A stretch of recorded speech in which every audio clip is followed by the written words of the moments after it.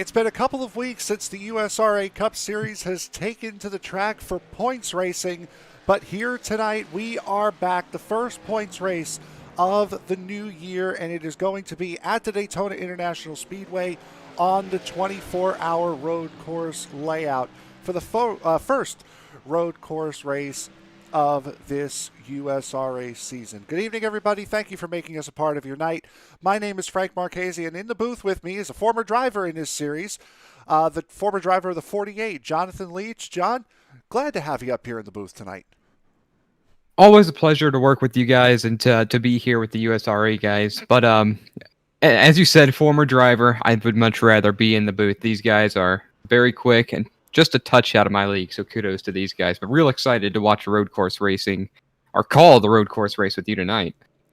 And hopefully for the remainder of the season as well, as qualifying just getting underway here for this race. Round number 7 of the season. As you see, last week's winner, Jeff Pogo, taking to the racetrack. Chase Barry, Jeff Pogo, Jeff Winter, Daniel Dill, Matt McMeekin, all taking a trip around the track here to begin this 10-minute open qualifying session here as we get set to go for round number 7 as, pardon me there. Round 7, you're watching Jeff Pogo right now come around the track. I couldn't tell you what turn that is. I'm not super familiar with it.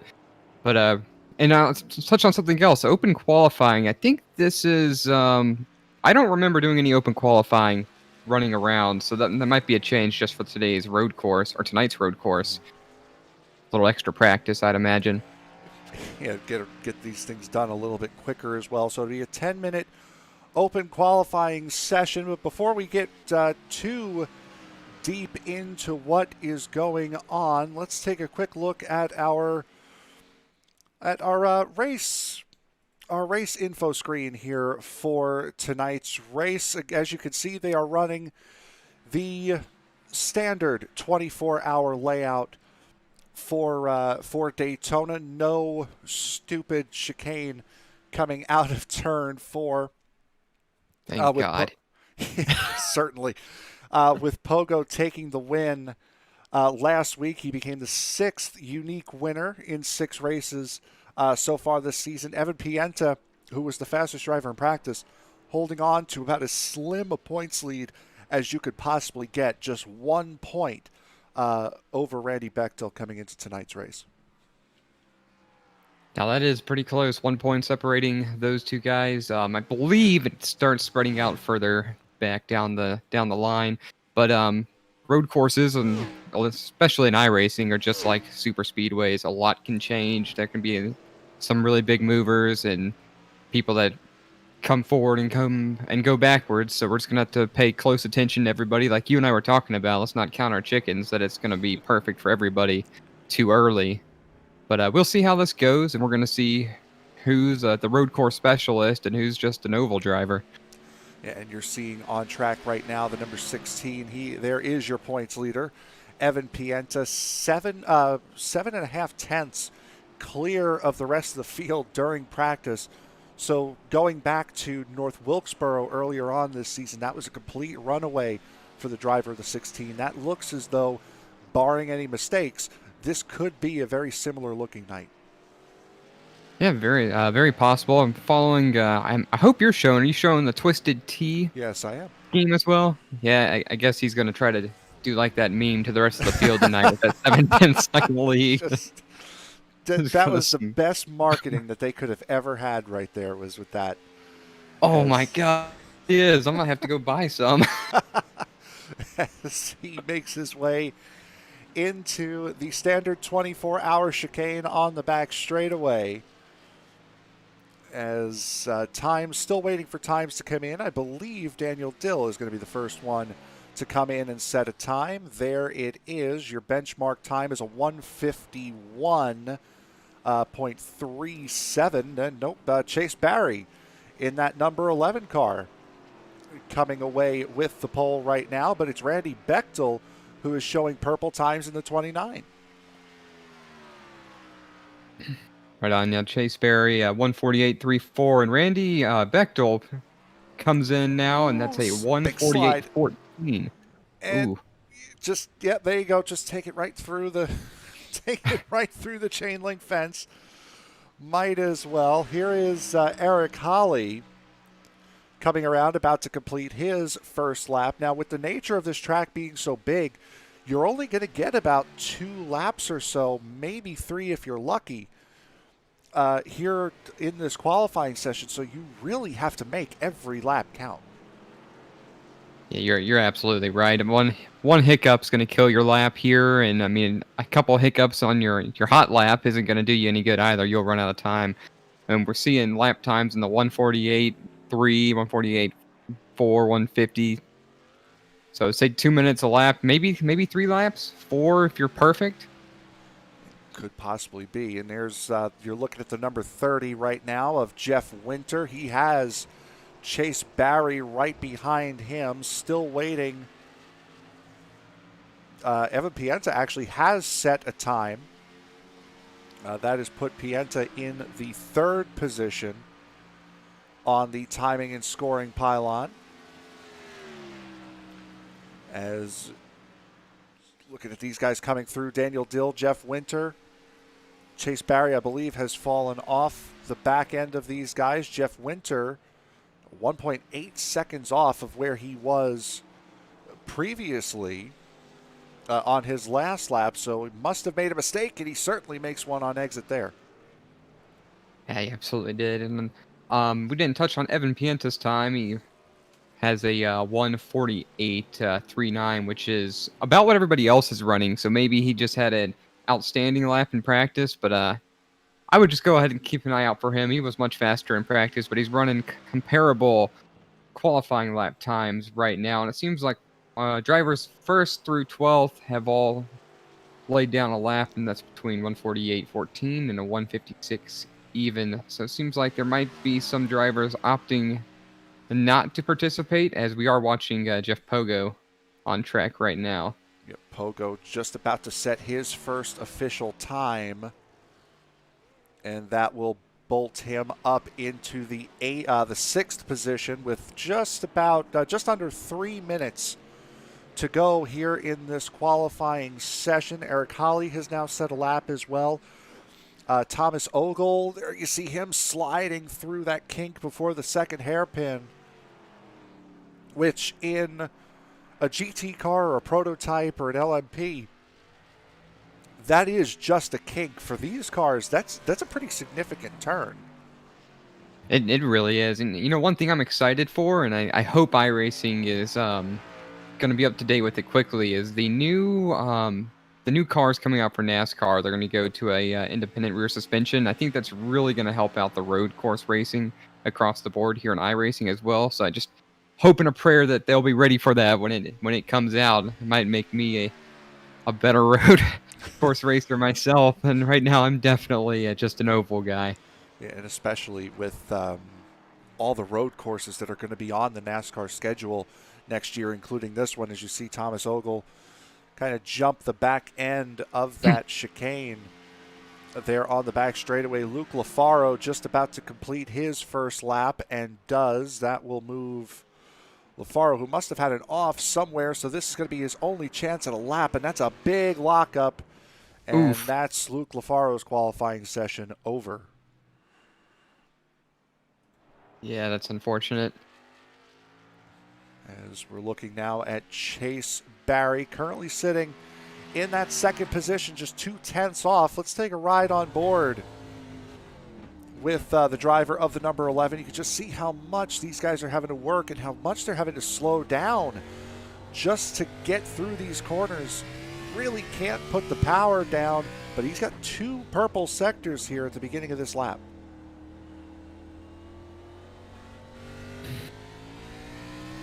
Getting back onto the main portion of the track. He's really going to get on the gas here. I can't see if he's still in the purple, so I'm not seeing what you're seeing. Does it look like he might have a shot at it? He might have a shot at it. Yes, he did. His 3rd sector was a little off, but his first 2 were the best of all. hard braking zone down into the chicane. Gets through there really solidly, in my opinion. Gets back up onto the track. Let's see. These guys are going to be looking for as little amount of drama as they possibly can throughout this lap. This one might be close. Now, I'm not sure if they're going to allow them to continue these laps after the timer is set, but Barry is going to be coming down to the second here. If that's the case, 1 second qualifying is officially done, and it looks as though they will let them finish the times that they started. And for Chase Barry, that sends him right to the top. That is fast. 1:47.6 for Chase Barry. Jamie Leach and Thomas Ogle, the only drivers remaining on track right now. Ogle about to cross the start. Nope, he's bringing it into pit road. So we'll bring the rest of Jamie Leach's lap here. Looking nice and calm as he gets back onto the big straightaway. And Leach, it's looking like he might improve his position, but not by much. Well, he's definitely got a little bit of room to move forward. You got I mean, if he can get a 149 even, he'll move up 4 spots. But just gonna have to see what he can make happen here. Nope, not there. So 154.1 was that lap. So that will conclude the qualifying session here at Daytona. And a plethora of cars deciding not to qualify here. But for the 14 that did, it is going to be Chase Barry leading them down. And I'm not so sure if it wasn't those drivers chose not to qualify. I can see 2 of them that you and I watched really struggle. And so they may not have just been able to complete a lap. So it's a tough track. I mean, like I mentioned earlier, it's not a track that I want to drive on myself. So, I mean, it's not an easy track. Interested as far as why Leach is continuing on a lap here. He's the only one on circuit at the moment. I mean, I'm still seeing 35 seconds of time remaining. Might be to the end of the 2-minute extension. Yeah, that could be what it is. But he has finished his lap, though, after the checkered flag, so I'm not sure as to why this lap is... It's clearly going to count because nobody else is on track. Yeah, well, and if iRacing doesn't correct the issue, it's just an extra practice lap for him, and I'd take as many as I can get going into this points race. Especially at a track that's as unique to NASCAR, well, as new to NASCAR, I should say, as this one, and he's going to bring it down pit road. So he will finish that lap in the pits. But with that, we're starting to grid up here for round number 7 of this season. And sitting on the pole for round number 7, the Kronik Racing 200, it will be Chase Barry on the pole, taking that by a half a second over second place man in points.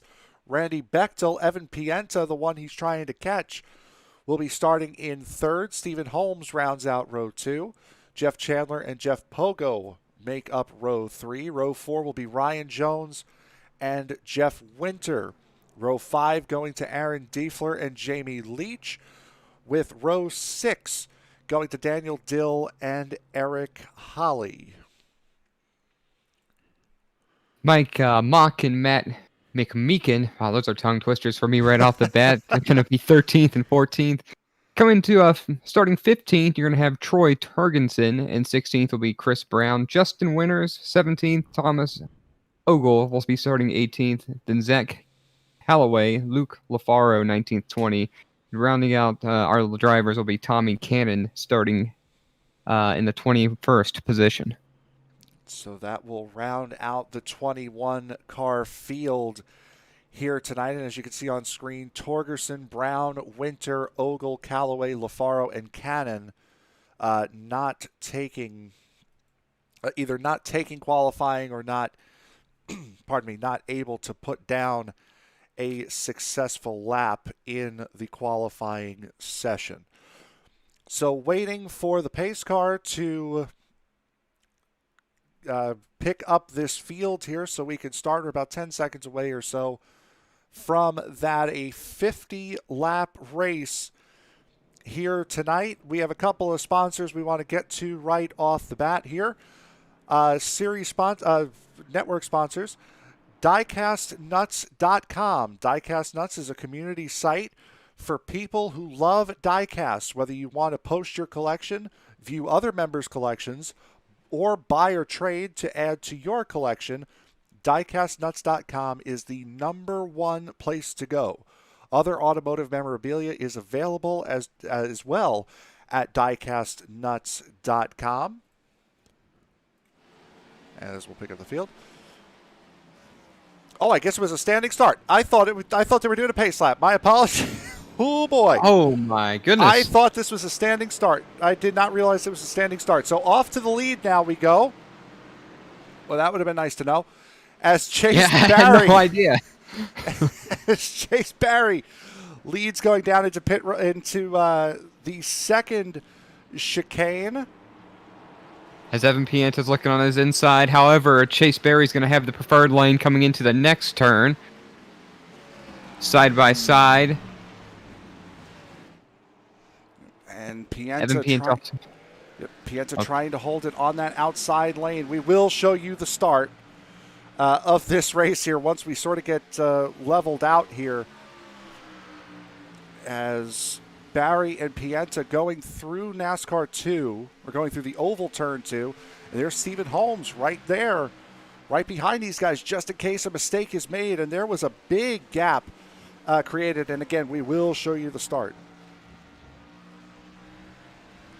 Yeah, that would have been nice to know. I don't think I've ever been in a stock car race that's had a standing start.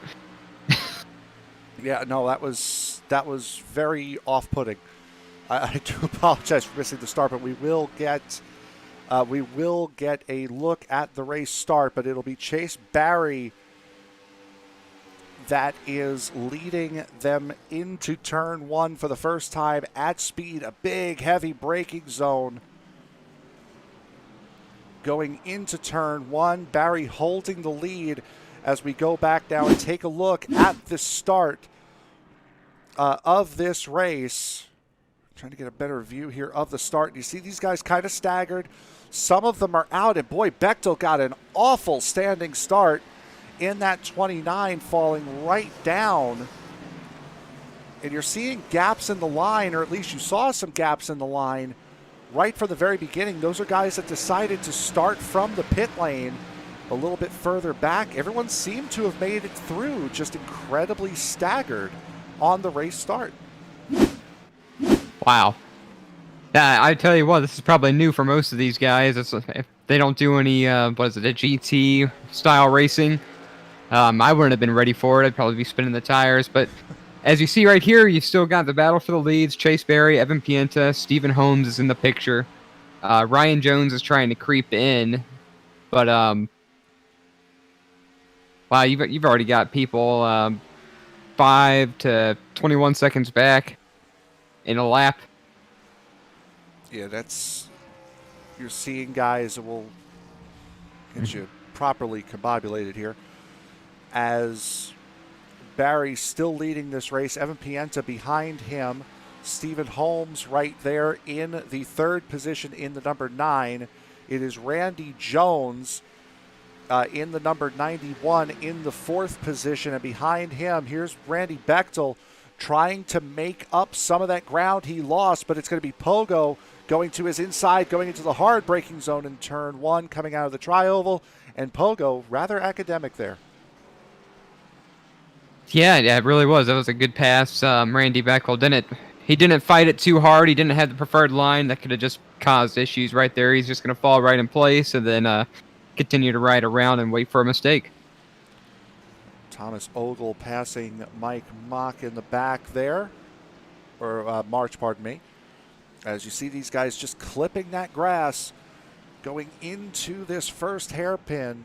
It's a very nice view of these guys just slinging these big, heavy cup cars through some of these corners here. It's not a sight we're used to seeing with these cup cars, but it's No. certainly nice. Yeah, I was about to add to that. It's not something we see every day, but it certainly is fun to watch. As Eric Hawley, he is really slinging it around. I've seen him get a little loose coming off a corner a couple times while we've been following him here. Good corner right there for him. But yeah, this is a lot of fun watching these guys meticulously work around this road course. We're working lap 3 of 50 right now. As last lap, we were talking about Jeff Pogo passing Randy Bechtel. Pogo now on the back of Ryan Jones. Pogo and Bechtel right now are the only two drivers, and I think, yep, that's Pogo with a slowdown penalty after cutting the chicane. That gives Randy Bechtel the 5th position. And what like we were talking. Oh, go ahead. Sorry, I hate to cut you off. We still got to get used to working with each other. Exactly. I'm sorry, fans, but as we spoke about Randy Bechtel waiting for a mistake, Jeff Pogo gives it to him, and he takes a position. And that's probably going to be a lot of how you see guys move up the field is slight errors, cut the track a little bit, have the slowdown penalty, go off track, things like that. It's going to be a lot to watch for as we get later and later in the race. I mean, right now, these drivers are a little bit calmer. Let's not make a mistake. Let's not fall to the back. But once they have to really make up time and ground and get by people is when I think we'll start to see the mistakes, maybe with like 10 to go. You got a number 21 sitting still. Yeah, slow down penalty again. No, that was an incident. We're going to go back and show you here. That was Eric Hawley coming into the heavy braking zone at turn 1. And he's going to loop it around slightly. Ooh, almost got hit by the 55 of Callaway, who goes nowhere off track. To go. Yep, and then the 30 of Jeff Winter with nowhere to go. And same thing with the 21 as well. No, they all seem to get back going, though. That's going to cost a lot of time. Yeah, that's Jeff Winter, Mike Mock, I think is how we pronounce his name, and Eric Hawley as well. Zach Callaway avoided it by going off track, going for the bumpy ride in the grass. It certainly did. And what we were saying about Pogo before he had that slowdown penalty, Pogo and Bechtel, the only two drivers that have been able to set a 1 minute 48 second lap time since then. However, these two leaders here, Chase Barry and Evan Pienta behind him, those guys have also dipped into the 148s, but right now Jeff Pogo, the 148.46, currently the fastest lap on track here through 4 circuits of the Daytona International Speedway, the road course. This boy Pienta really getting right up on Chase Barry, and you can see Barry, you can see just going through that chicane there, the composure in the two cars. Barry, you saw the back end kicking out on that 11. Meanwhile, the 16 stayed tried and true as they were heading out of that first chicane. Be interested to see what happens here. They appear to both be a little bit calmer coming out of that hairpin, but that 11 might be really pushing to try to keep that 16 behind him. Yeah, and we're coming to lap 6, I believe, this time, and so tires are starting to wear out. The road course, from my understanding, is quite abrasive. So we could start seeing tire wear come into play, and Evan Pienta might have saved his tires a little bit better, or maybe he can just drive, or he's a little better on older tires. We just got to wait and see. But I mean, as we talked about, these two guys are definitely the cream of the field, aside from maybe Jeff Pogo. But we're going to have to wait and see if he can get up there. Stephen Holmes just keeping in touch with these guys in that number 9 Ford. He has left Ryan Jones, who is now 4.5 seconds off of the top 3 now. 7 seconds off the race lead, 4.5 off of Stephen Holmes. He does have a little bit less than a second back to this man, the number 29 of Randy Bechtel. And Bechtel right now is really on the charge. Last time around, setting a 151.5, and you could just see right there, that was almost a second going down the back straightaway. But now coming into the infield portion of the circuit, Bechtel is right there. Yeah, he's closing quickly. I'm kind of odd. I'm actually showing that Ryan Jones had the faster last lap, but Bechtel has definitely closed it in on this lap. As Jones now getting through that kink, let's ride on board the back of Jones. You can see the difference in lines. Jones taking a more shallow line on entry. Bechtel with the wider entry and a little bit wider exit. Jones just trying to keep it very tight and tidy. Meanwhile, Bechtel really able to move that car around the track and feel comfortable. And that's got to be, that's really has to be what it is, no? Just how comfortable you feel with the car at this point in time on the racetrack. Yeah, for sure. I mean, and again, the tires going away, the car starts slipping out a little more. Throttle control, brake control. How did you set up your brake bias? All that's going to come into play. How you like your car, what you're comfortable with, and Jeff Pogo has been now into the mix with Ryan Jones and Randy Bechtel as well. Bechtel had a big kick off of the curbing on the chicane, and as you probably have noticed, no cautions here tonight. It's just going to be local sector cautions instead of full course cautions, as Pogo, who has been on an absolute tear these last couple of laps, really bearing down on the 29. He is the second fastest car on track right now. The only car faster than him is Chase Barry. So this number 4 Monster Energy Ford really getting it. Yeah, he sure is. Almost a second and about a second and a quarter faster than Randy Bechtel and Ryan Jones. So he's there. We'll see how long it takes him to navigate around these two guys. I would imagine not terribly long. It depends on where you catch these guys on circuit, though, as this is the battle for the 4th position between Ryan Jones, Randy Bechtel, and Jeff Pogo. And you can just see how much Pogo is able to catch up to the back of the 29 just by rolling the center of the corner the way he is in a big lunge from the 29, trying to get around that 91. He's certainly feeling the pressure of the 4 being behind him now. Absolutely. I was afraid that might have been a little bigger than it was, but he did a good job getting it back together and keeping the position and not sliding up and opening the door. But you know what? I've got to wonder, Jeff Pogo's fallen back a touch now. I wonder if he's just kind of waiting for the mistake to happen instead of pushing the issue, because, I mean, it is still early.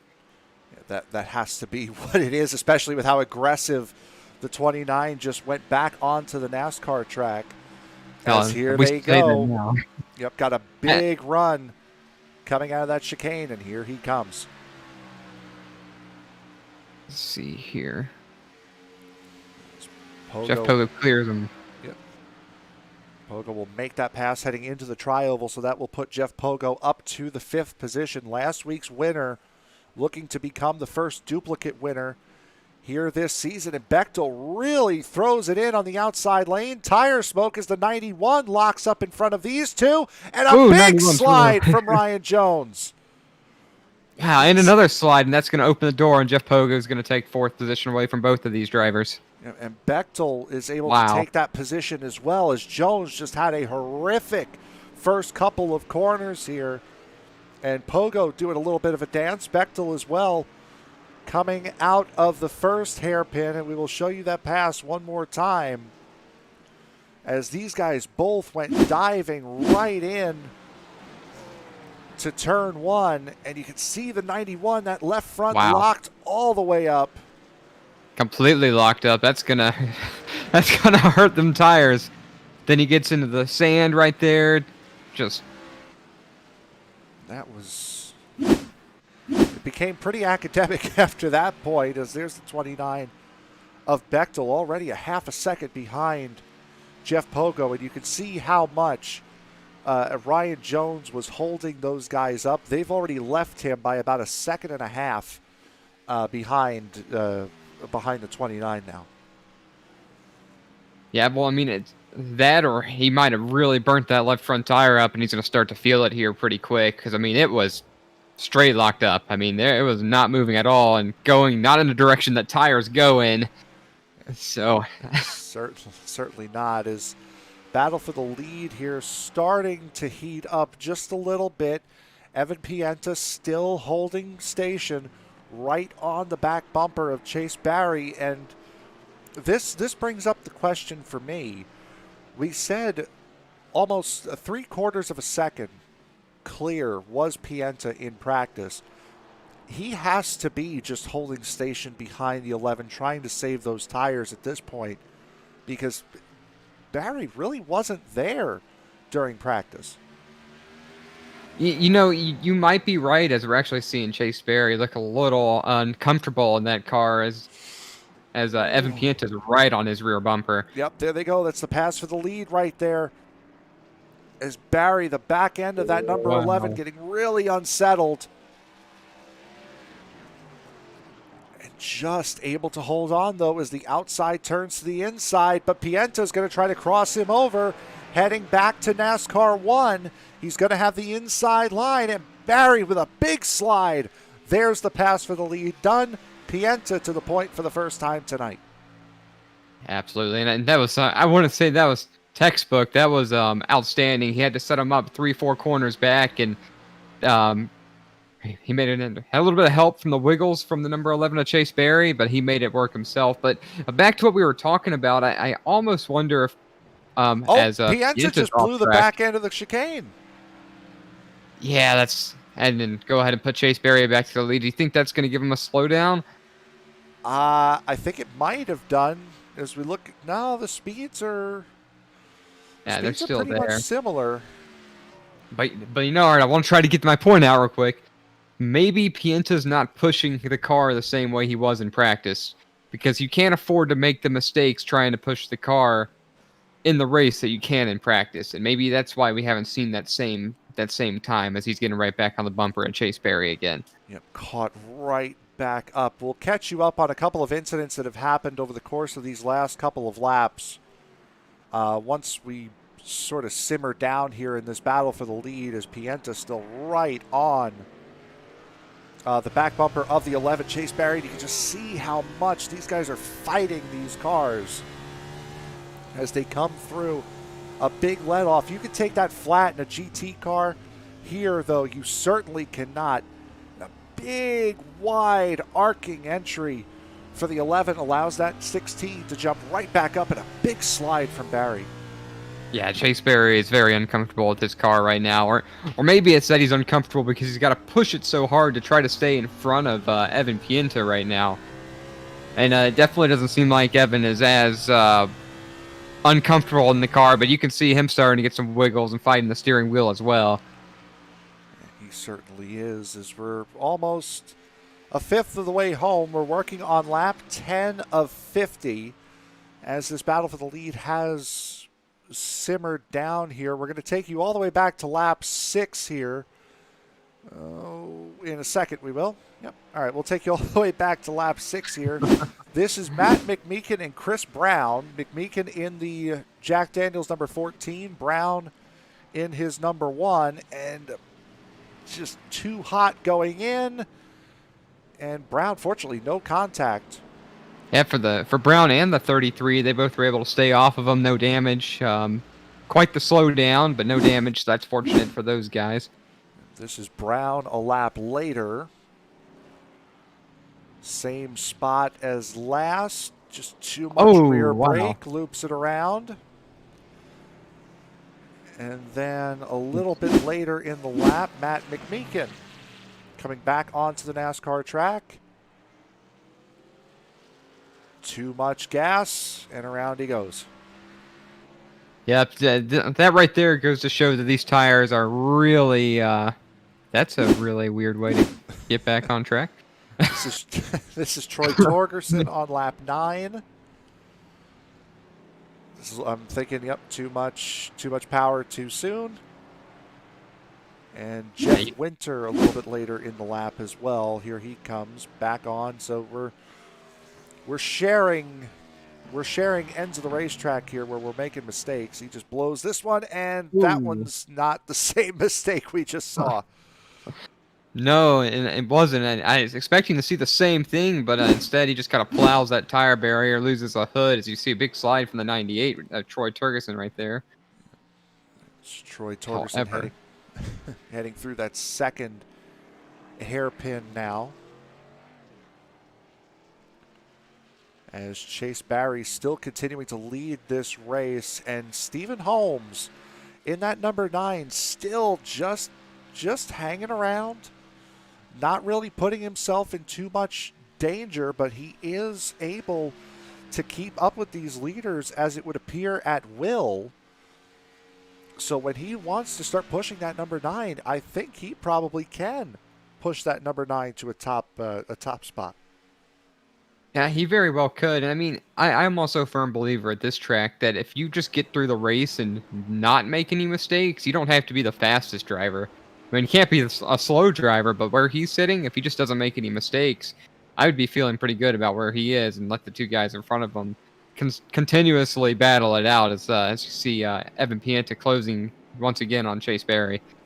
Talk about not making mistakes. Unfortunately, for him, he has the points leader and a guy who has proven to be very, very solid in Chase Barry ahead of him as Pienta really pushing that car through the left-handed kink.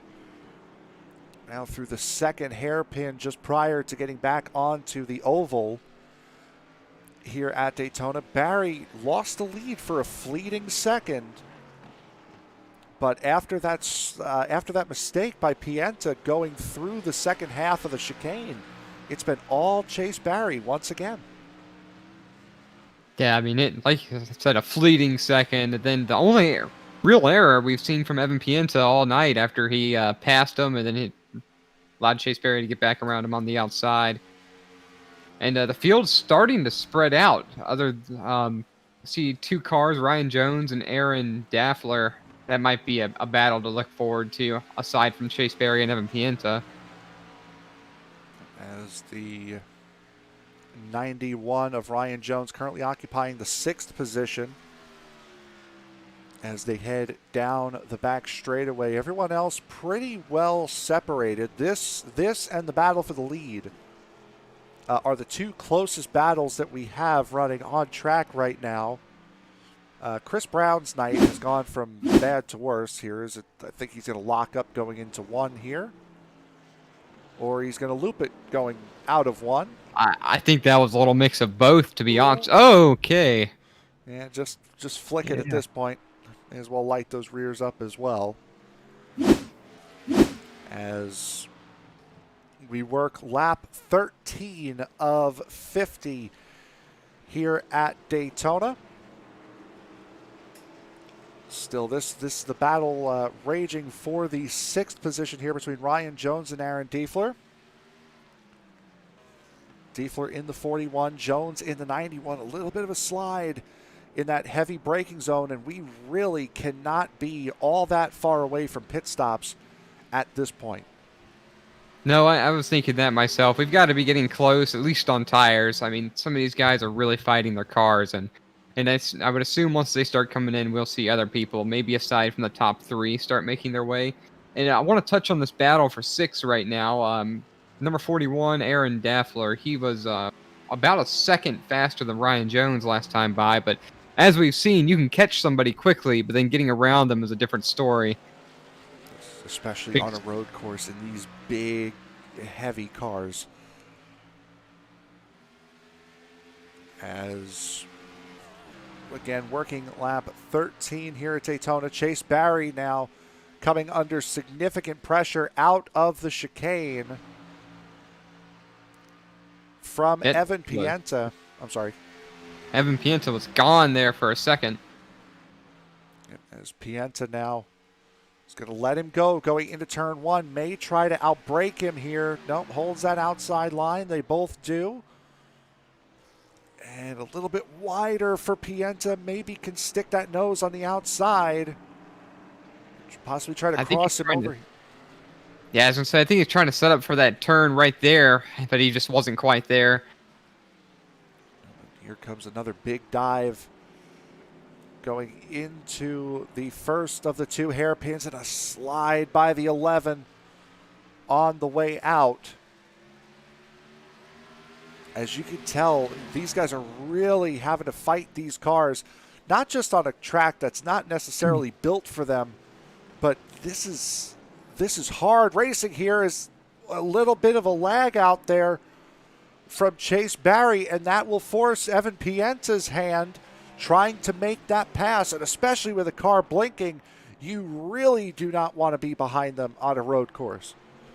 No, you don't, and I need to correct myself. I said it was Evan Pienta earlier who disappeared, but it was actually 11 of Chase Barry.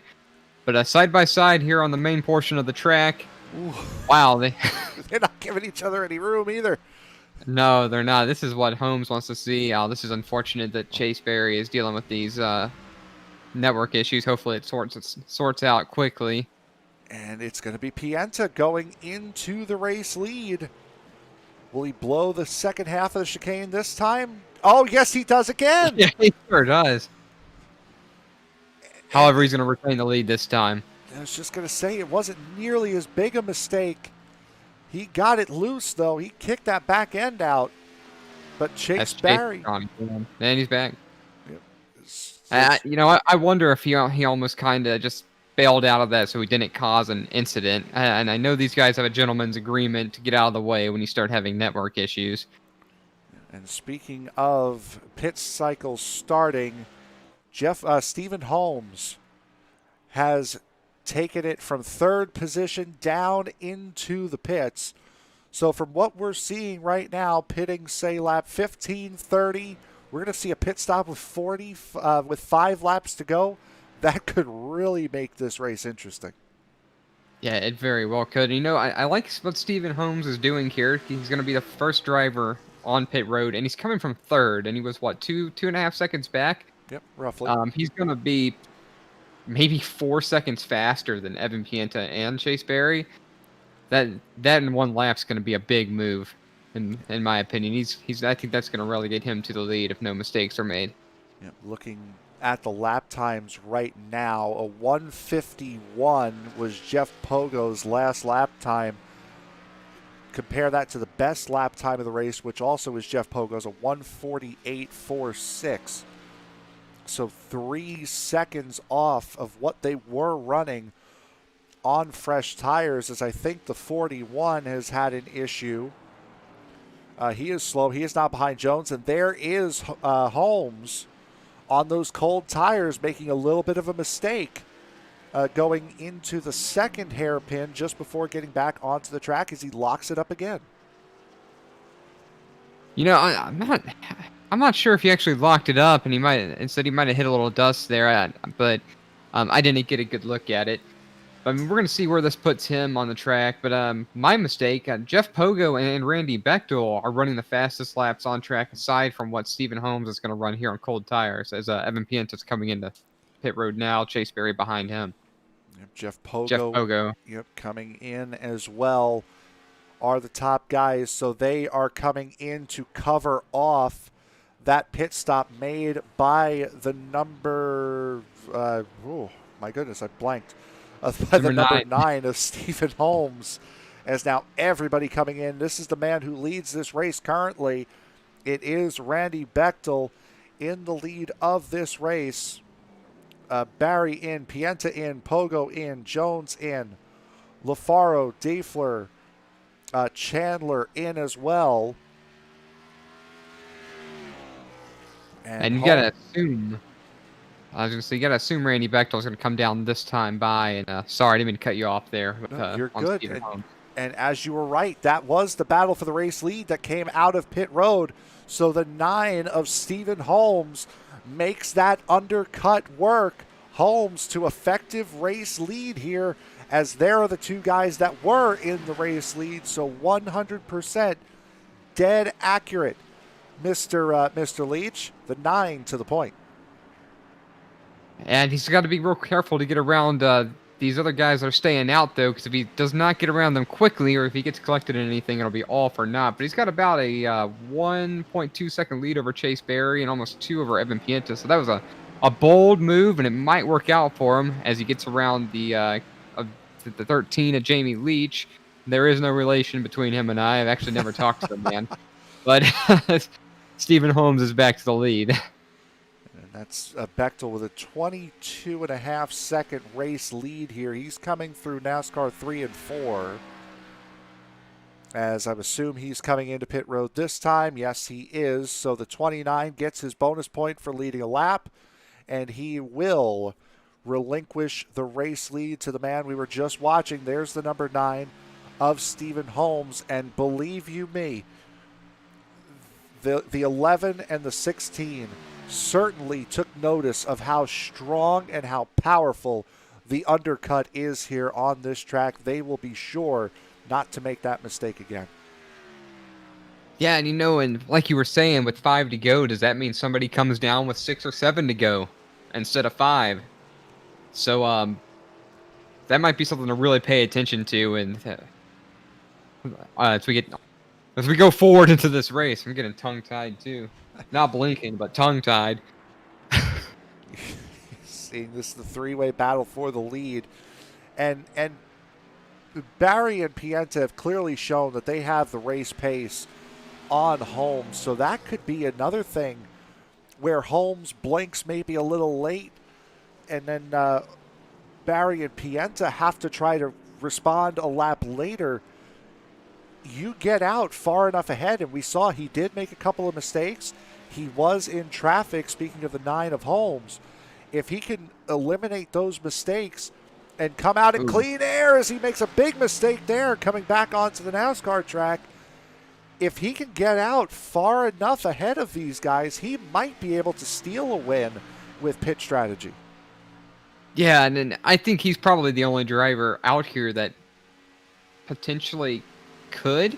I mean, maybe somebody like, Jeff Pogo, I think, will find a way to get up there at some point. But maybe Ryan Jones, Randy Bechtel, maybe those guys might be able to pit one time, stretch this out, pit and not pit again, or excuse me, I'm getting my times mixed up. They're gonna pit one more time with 5 to go. Is that correct? Is that what we're thinking? Roughly, or 2 yes. more times? No, it'll be they have 2 more pit stops, so if they came in on 15, it would be 30 and 45 if they split the race up evenly. Or maybe we could see somebody try to extend the race, say, to maybe lap 32, 33. And make it on 1. Yeah, and try to make it on 1. Yeah, that's making sure my math was right. That's what I was thinking. I was thinking maybe those guys 5th through 7th, maybe 8th, might be the ones to try to steal the win that way. But I think Holmes can potentially get out in front of these other 2 dominant cars by pitting 1 lap earlier and not making any mistakes. Or waiting for them to make mistakes together, being that car lurking in 3rd when these 2 get together coming to the line.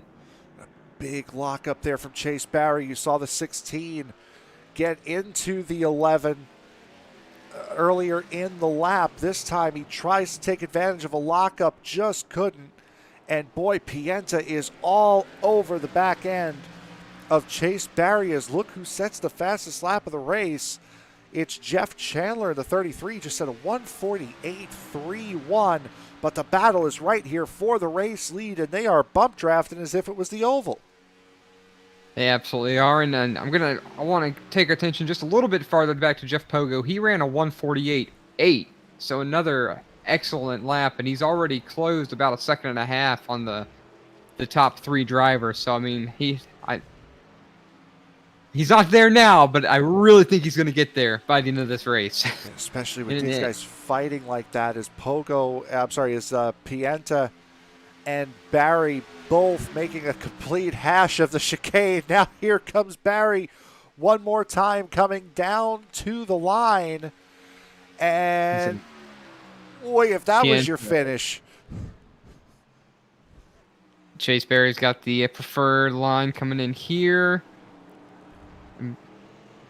That was That was incredibly close. Yeah, Who that said was. you can't have close racing on road courses? I didn't.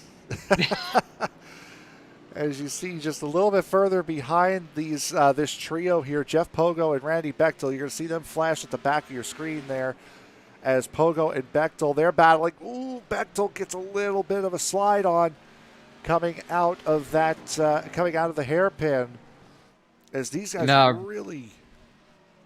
yeah, they're heating up, and Randy Bechtel just put the fastest lap down at a 1:48.27.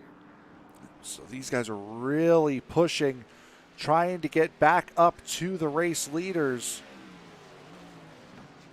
As those guys right now are 5.5 seconds ahead of this pair. But right now it is Chase Barry who has opened up a little bit of a lead on Evan Pienta after regaining the lead going into turn one. There's Pienta in the 16, Stephen Holmes in that 9. He just seems to be a little bit more comfortable and a little bit more content maybe just to sit behind these guys and ride. It could just be he could keep up with them, but he can't keep them behind. Right, and I was thinking about that. Maybe it might help a little bit to follow these two guys, kind of see what they're doing, as opposed to being out there. I know when I'm leading a race, I get the jitters, then I start screwing up. But I could sit in second or third and ride all day long, and maybe that's just a little bit of the issue he's facing. But I mean, I still feel like if he stays in the third place position, is kind of in the catbird seat because I just something can happen between these two leaders. I mean, they're consistently going back and forth, and he can keep up with them, and that I would be pretty comfortable in that third place position, honestly. Chase Barry, the second quickest car on track, set a 49.4 last lap. Pienta was a 53. Holmes was a 51.1. Jeff Pogo ran a 50 dead. Bechtel behind him ran a 49.9. So those guys are catching this lead group to the tune of about a half a second a lap, a little bit more in some cases, as Pienta really trying to turn the heat back on as Barry he thinks he gets away, he thinks he's going to be free to just breathe for a second, and then once he finally puts his guard down, Pienta is right back on him. I think there's a section of corners in the infield that Pienta is a touch better than the 11 of Chase Barry, and that's where we're seeing him close. And we get back out here on the main track, and then coming into the entrance, or the turn one, I would imagine, he kind of picks up on the lead a little bit. But by the time we get to the back again, Evan Pienta is, or coming to the front stretch. God, this track is so weird. But coming to the front stretch, Evan Pienta is closing once again.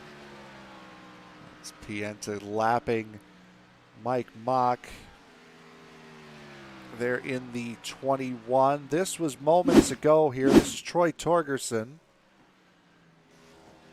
I was just about to bring that up. And he is off track and loops it. That's at the first chicane. And then just as we were showing this replay here, he's done the same thing again. Yikes. On back-to-back laps. So Torgerson is having a mare of an evening.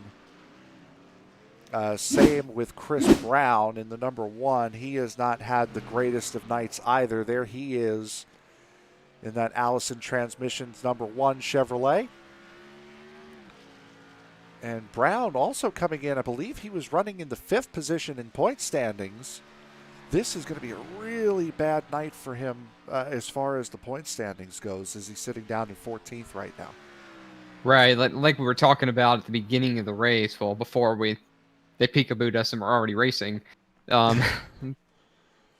These road courses are real hit or miss for some drivers. So, I mean, there's some guys that are oval specialist only, like myself, and I wouldn't even call myself a specialist. I would normally run further in the back. It has pretty heavy points implications. So hopefully, for his sake, some things will happen and he can pick up a few more spots. But it looks like everybody through 11th has been lapped already.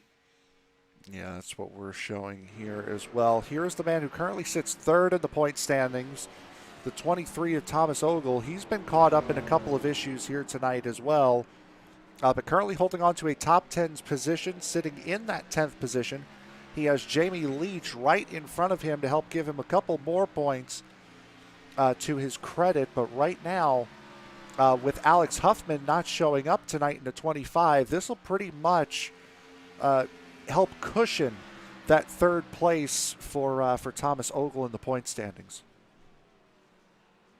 Yeah, I think that's an accurate statement. If I were him, since he's already been in a few incidents, I would just kind of stay calm here. You need to finish top 10 or better. You don't need to mess up and finish 18th. That's what's really going to hurt him. But top 10, maybe sneak by the 13 or the 33 for another position. But I wouldn't push it too hard since he's already had his fair share of struggles tonight. You're right, had his fair share of struggles early, but again, those were early on.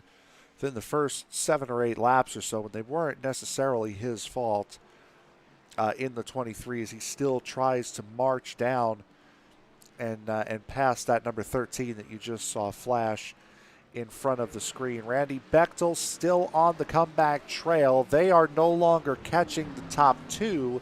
However, they are catching the third place driver of Stephen Holmes, who has been running pretty much a second slower than not just the leaders, but running a second slower than these guys behind him. As Pogo and Bechtel have found a rhythm working together on this big road course / super speedway, have found their rhythms, have found their time, and they are making a march back up towards the front. Yeah, and I wonder if maybe you were right. Maybe he had a couple mistakes. I'm talking about the number 9. Then he slid the tires. But, he definitely seems a touch slower than he did on the first run at this point, at this stage in the race, or in the run, that is. Because, he is. He's a second slower than Chase Berry, 2 seconds slower than Evan Pienta, then slower than 4th and 5th. Yeah, this he had a little slide right there.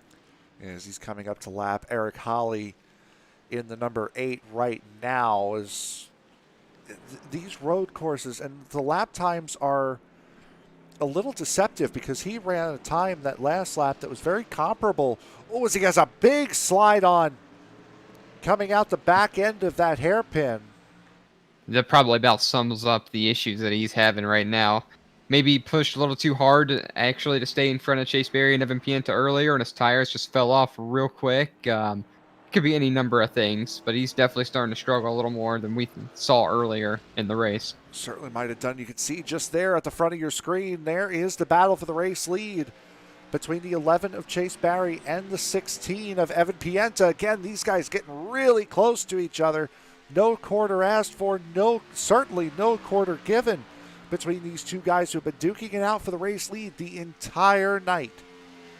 Yeah, they have nothing less of a show for all of us right now watching the race, as Evan Pienta's going to pull right alongside Chase Berry coming into the braking zone. This time he's going to get by, and Chase Berry off track. Yep, Berry was way short and Pienta way wide coming through that chicane. Both of those guys not getting slowdown penalties, and with both of them not making a mistake, making the same mistake essentially. Neither one of them gets away from the other, and Barry, last time this happened, was able to get back in front of the 16 of Pienta coming into turn 1. He's going to try to take that opportunity again as they cross the start-finish line into the heavy braking zone. Barry has the lane, but Pienta has the drive in. Pienta also he drove it too hard. Pushes way off, but is able to maintain the lead as Barry swings and hits the pit wall. And here comes the number 9 waiting for a mistake. I'm not sure if he'll be able to get around Chase Berry, but he will. He does get around Chase Berry. Number 9 to 2nd. The mistake he was waiting for. Exactly right. I could not have said it better myself. The mistake he was waiting for. Stephen Holmes in that number 9 has now gotten up to the 2nd position, and you can visibly see in the background how much closer these guys have gotten to the race lead. The 4 of Jeff Pogo, the 29 of Randy Bechtel, they are not far off now, and if they continue this pace, You see the top 5 all in screen. He's gonna be there under 5 seconds now. He's Yeah. gonna be there.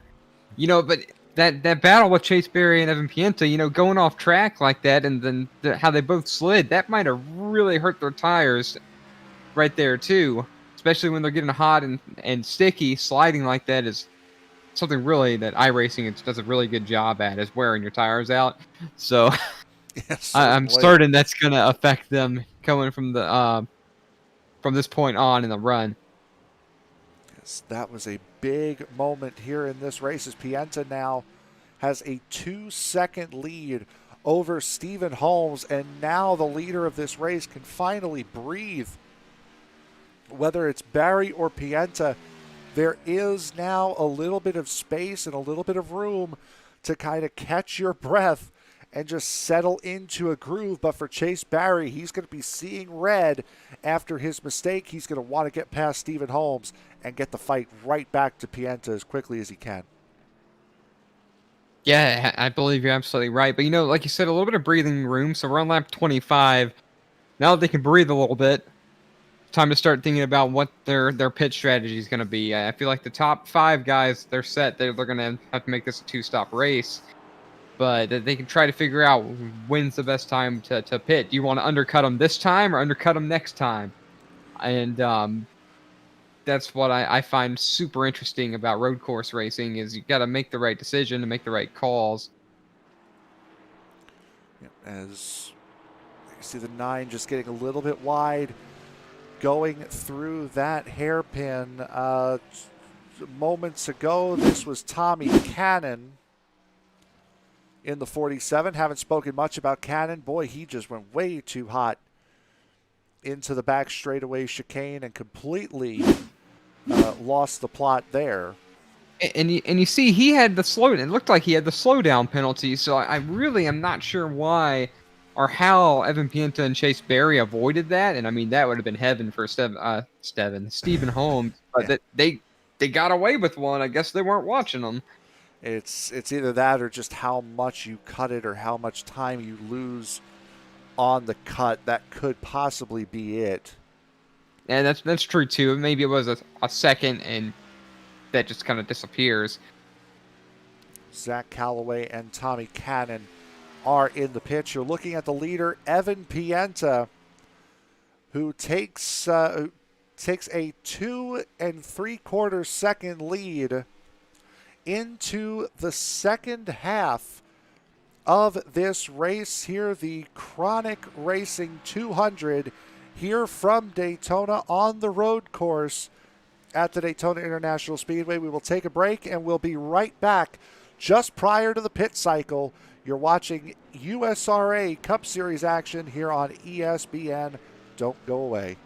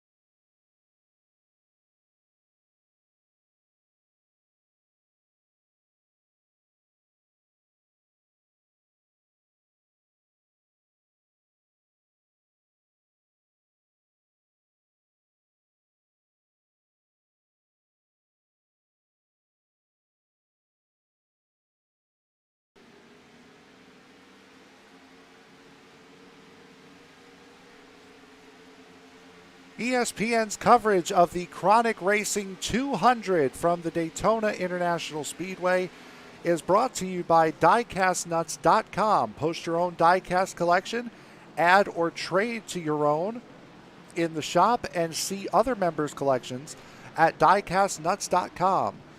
And look for them on Facebook as well at diecastnuts. And by Rocket Racing Setups. Rocket Racing Setups is one of the leading setup builders for the iRacing community. Find dirt and asphalt setups, tuning guides, fuel sheets, and much more at rocketracingsetups.com today. As you saw Ryan Jones enter pit road, the number 9 of Stephen Holmes came down pit road as well as we were coming back from break. That left Evan Pienta out with now a 5-second lead over the man we are currently hovering above right now, Chase Barry. Jeff Pogo has caught up to Chase Barry.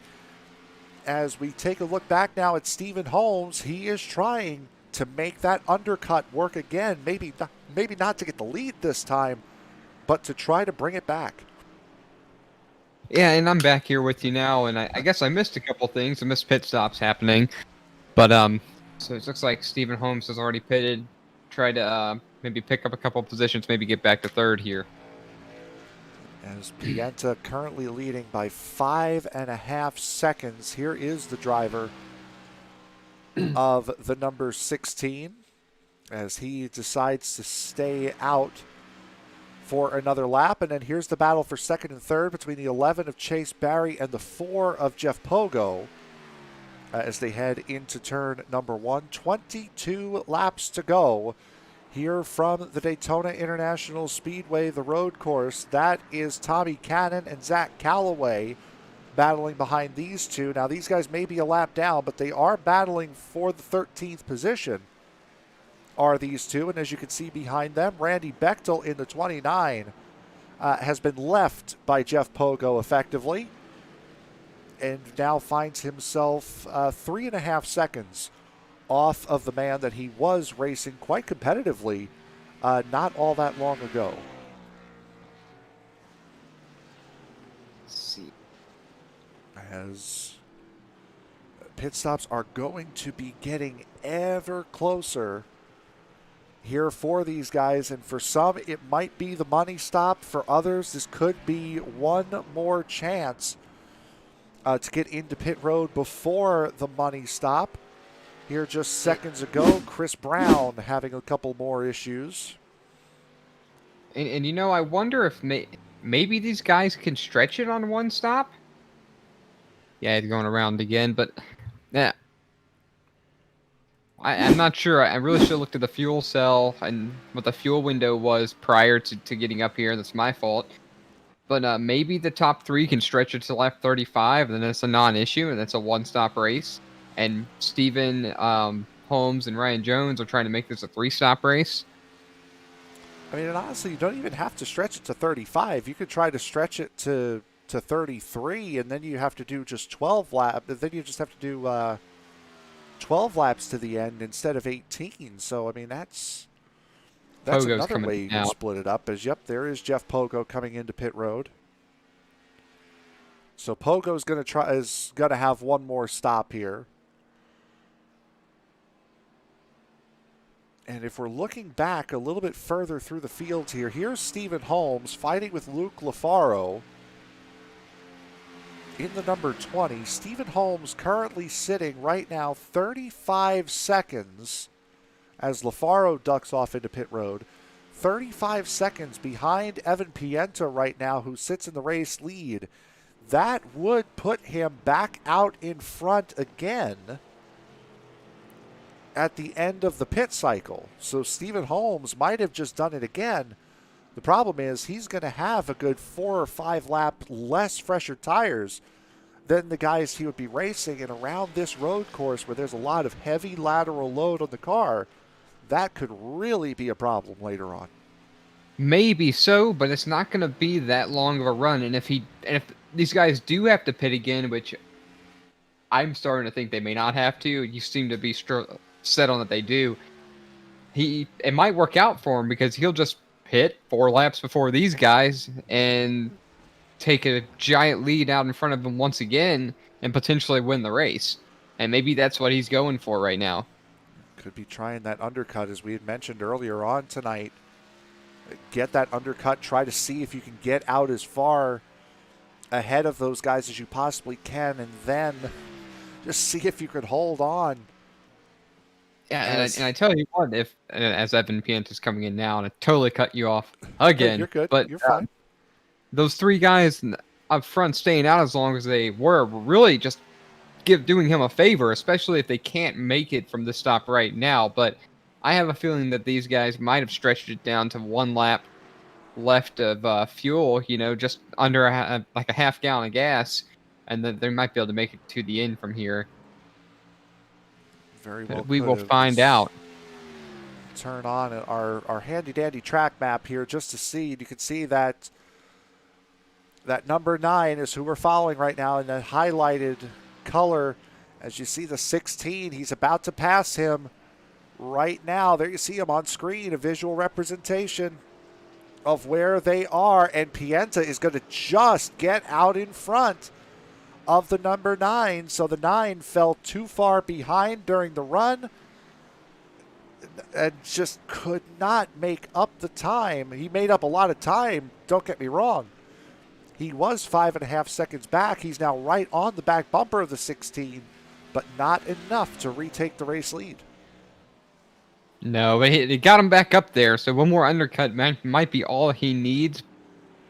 Assuming, again, and I'm saying this too much, assuming that the guys up front can't make it to the end, which it'll be 20 laps. That might be a stretch. I mean, what is that?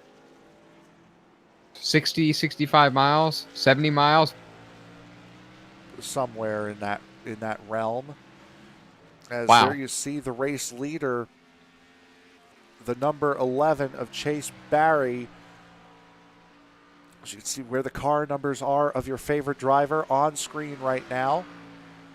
As they circulate around this big track, there's Chris Brown coming in. Here comes the 11 of Barry in. I believe the 29 of Bechtel is going to stay out. So now you're watching. You see the 16 going through NASCAR 3 and 4. That's who you're watching right now. Get that green highlighter around him. There he is, waiting for that number 11 to come in and out of pit road.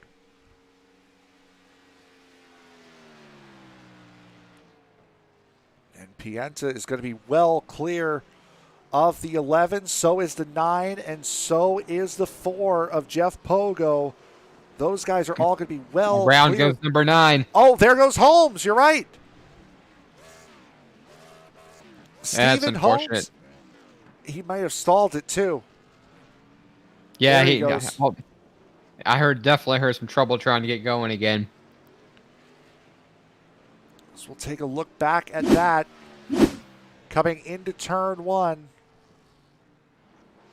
It's one of the heavier braking zones on the track, and just too much speed carried in.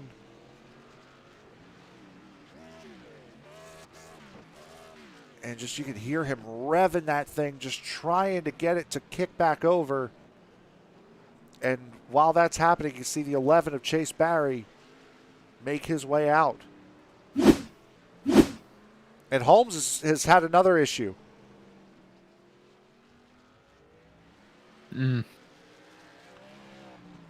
This has been a nightmare lap for Stephen Holmes, who had run such a good race up until this point.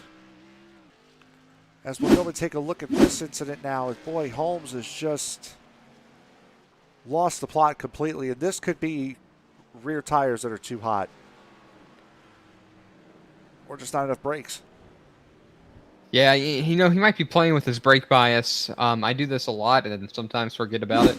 I'm not saying this what happened here, but I mean we're saying this is a disaster for him. But I mean he's only down 2 positions from where he's ran the first 30 laps. I mean he's only in 5th.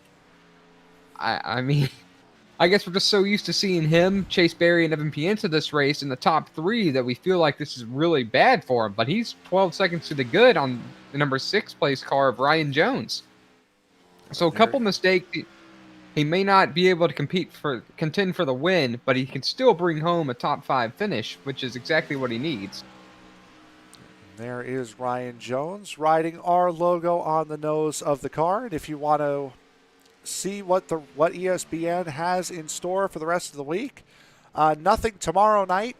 However, on Saturday afternoon rather, it will be the Formula 3.5 series with their fourth race of the season at Road America. On Sunday, it will be the Chris Cup Series race at Michigan.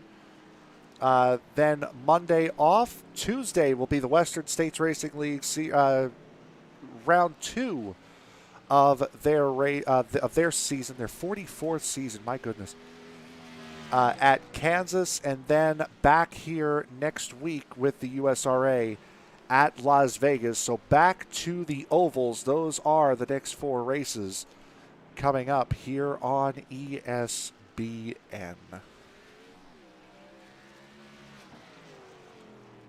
As you're seeing Jones circulating the racetrack as Luke Lafaro, there he is right behind him. Couple of seconds behind, and Lafaro has been one of those guys who's been very quiet, not just tonight, but all season long, having a very solid run. Lafaro, we saw his mistake in qualifying, did not get a time in, had to start from the back. He has worked his way up from, I believe it was 20th position on the grid, all the way up to 7th. A very good night for the driver of the number 20. Yeah, see, that's what you need. That's what you want to see. Yeah, struggles, but just kind of get it together and slowly creep your way. Drive your race. Don't try to do anything excessive, and don't make any mistakes, and you're going to pick up positions, which looks like he's done that very well.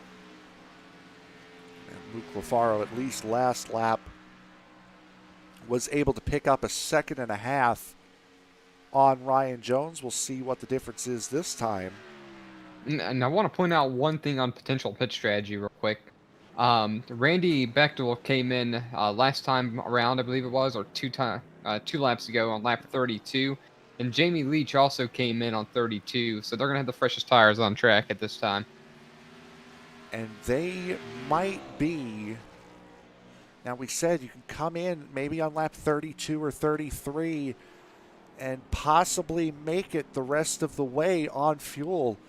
Could Bechtel be the one guy who can make it the rest of the way and possibly try to steal a race win? I think he can. If I remember correctly, I believe he pitted lap 16. One lap after everybody else last time around. Or was it 2 laps? It might have been 2 laps, so it might have been lap 17. And so that's going to be close. 32-17. That's what, right at 49.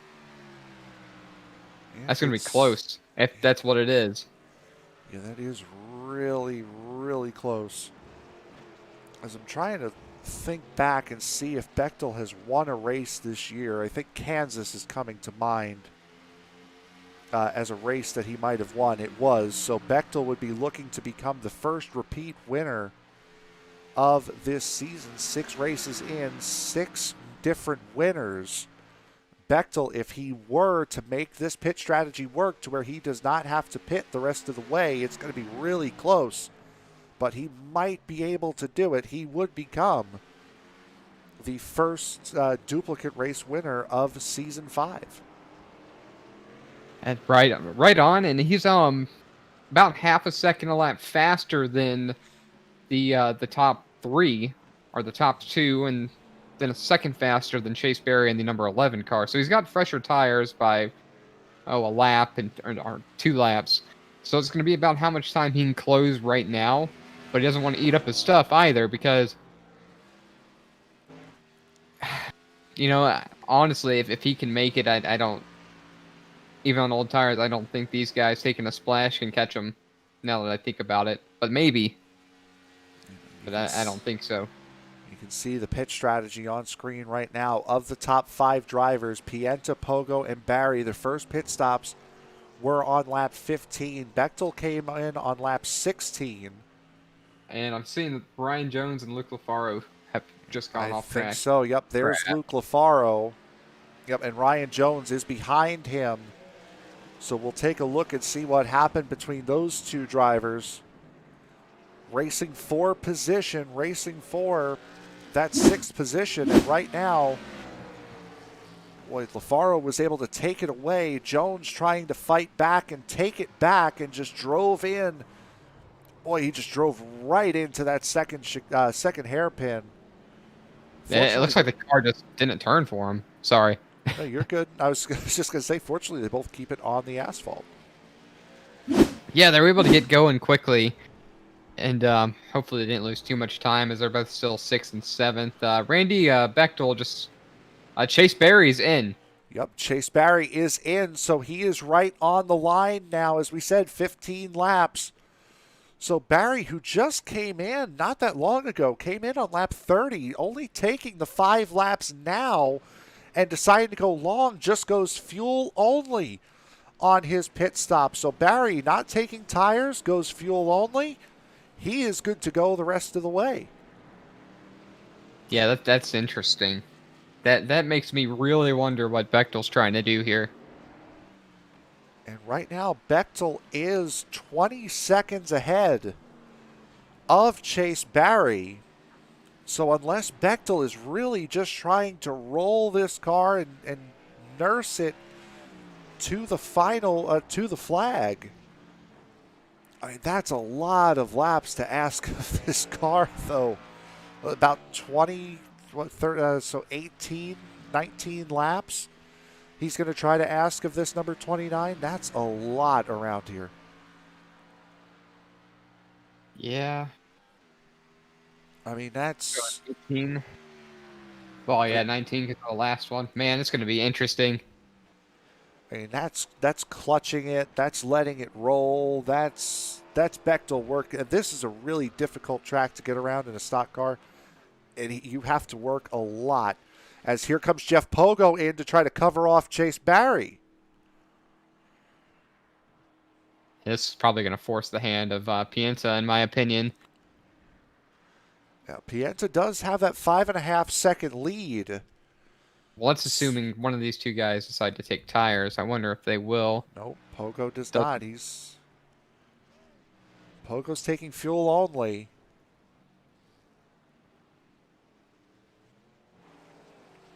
So Pogo either knowing or sensing what Chase Barry was able to do. There's Barry. So Pogo will get out clear ahead of the 11. But you can actually see Pienta off in the distance. So these guys are deciding, instead of going 15 laps and then pit with 5 to go, they're taking it the other way around. They're coming in, they're doing 5 laps and then coming in to top it off. So this is interesting strategies being played out by all. I still can't help but feel as though Bechtel's going to try to go the rest of the way. Well, we'll find out in a couple laps if he comes down pit road. Because, I mean, since everybody else is pitting early, if he finds out, or if I find out I'm not going to make it, I'm probably gonna pit early like they are as well. But how much? He doesn't have enough time on these guys to try to take tires, though. No, Evan Pienta with a 28-second lead right now, up at the front, away from Bechtel. The pit road delta here for a 4-tire pit stop is 40 seconds. So okay. That's with a 4-tire stop. So a splash and go. 98 around the top right of the screen. Yeah, you saw that up there at the top of the screen there. Here's Torgerson again. The same corner's been getting him all race long. And just too much power on exit. Sure enough. And I want to go back and touch on number 29 of Bechtel one more time.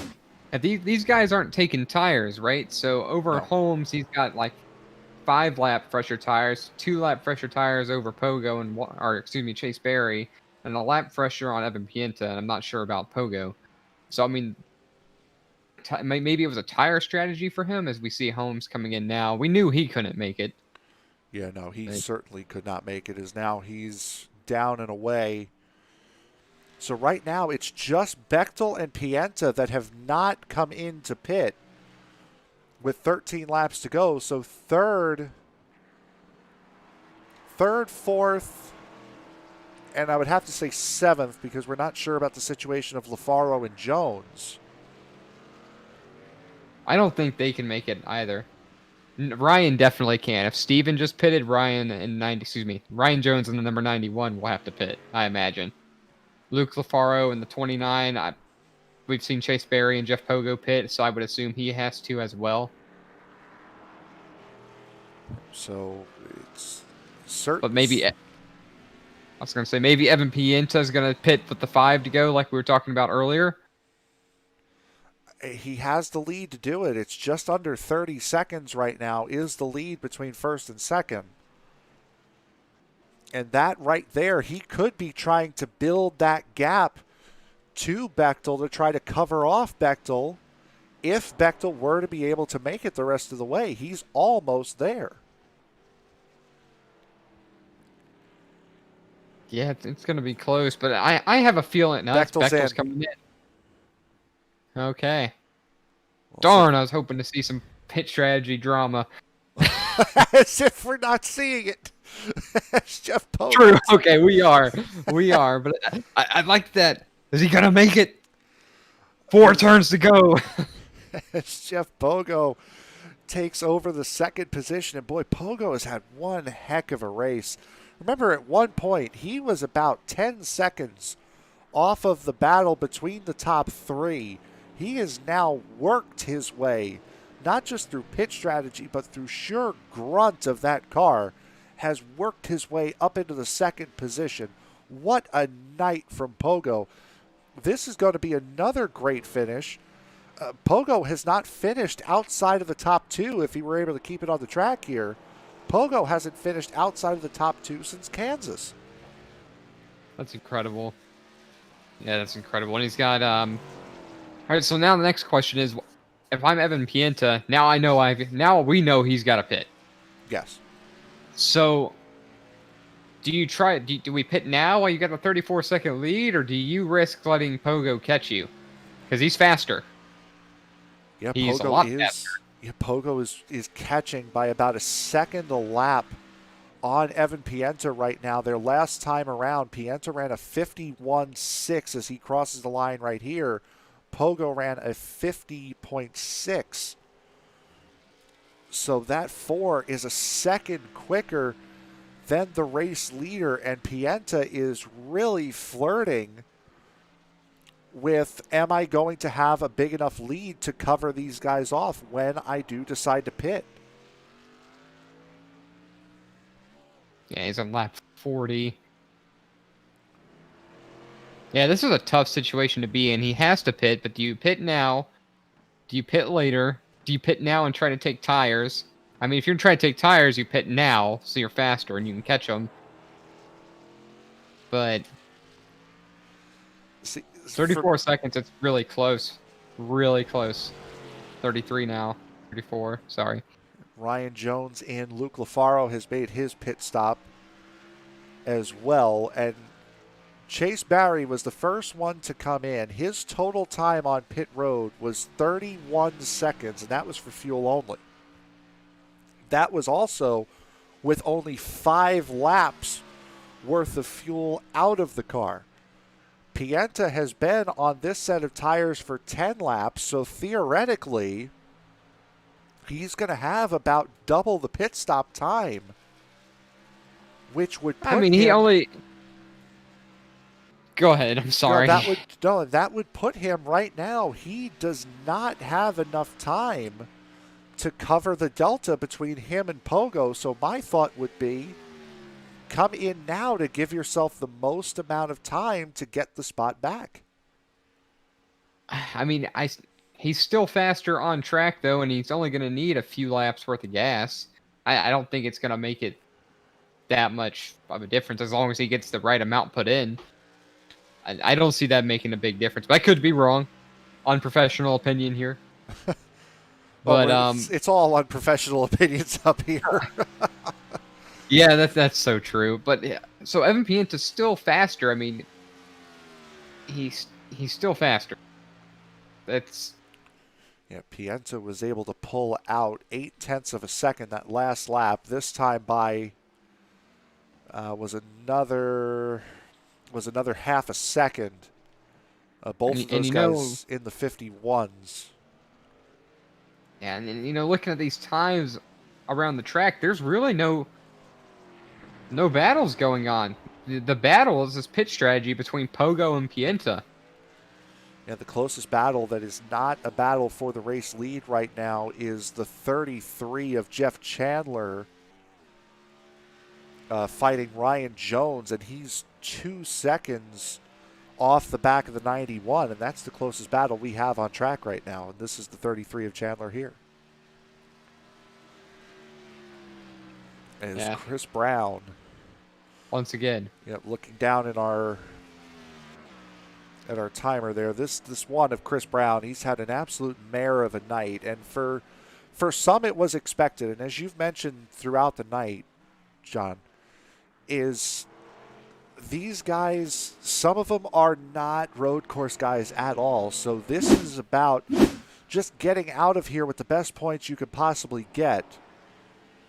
And it's looking like that it's this type of night for Brown, who currently sits in 14th as he loops it right out of pit road.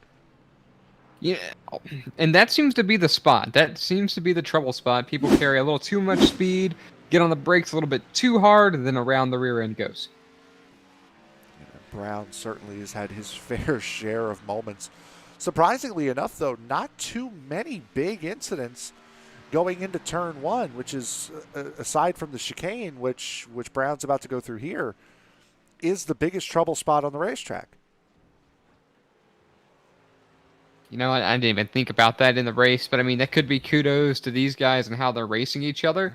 But I mean, they also got spread out really quick after the start. Super fast. That was the only time they were all bunched up together.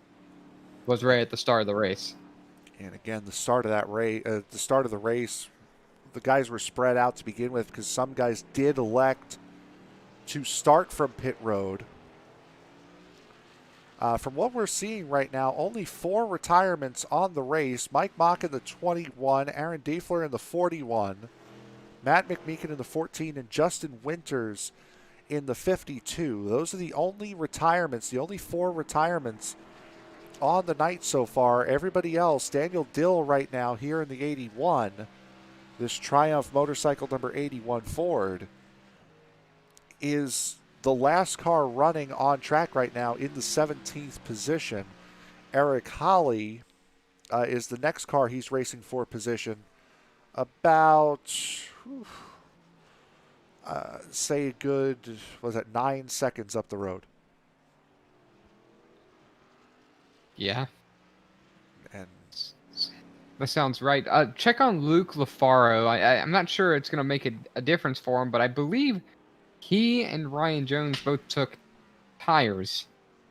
So they got to cover 20 seconds. So they probably don't have enough time to do that. No, you can. We can 8 actually. Laps. Yeah, 8 laps, 2.5, 3 seconds faster. This could get interesting. We can show you here the top 10. The top 7 here. Pit stop times of the drivers that have been in the top 7. Those guys, Pogo right there, Barry with the 7.4, Barry with a 5.9. Those are fuel-only stops. Bechtel also with a fuel-only stop. There's just not enough room on the graph yet to show what his time was. But Luke LaFaro with that 14.8, there it is. LaFaro with that 14.8, Jones with the 15.0. Those are 4-tire pit stops right there. So you can tell the pit difference between 4 tires, 2 tires, no tires. Right there on that graph. Boy, it's nice to have graphics. Yeah, graphics definitely help once you learn how to read them. Once you It learn took how to me a use little them. bit. Yeah, it took me a little bit to figure those out myself.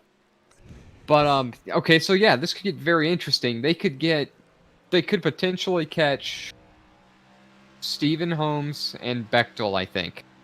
I don't think they're going to be able to get to the top 3 with fresh tires. Well, they might be able to catch Pienta if something happens going into pit road. Yeah, that as well. LaFaro 2 seconds a lap quicker right now in the 20 than Stephen Holmes. Jones even quicker.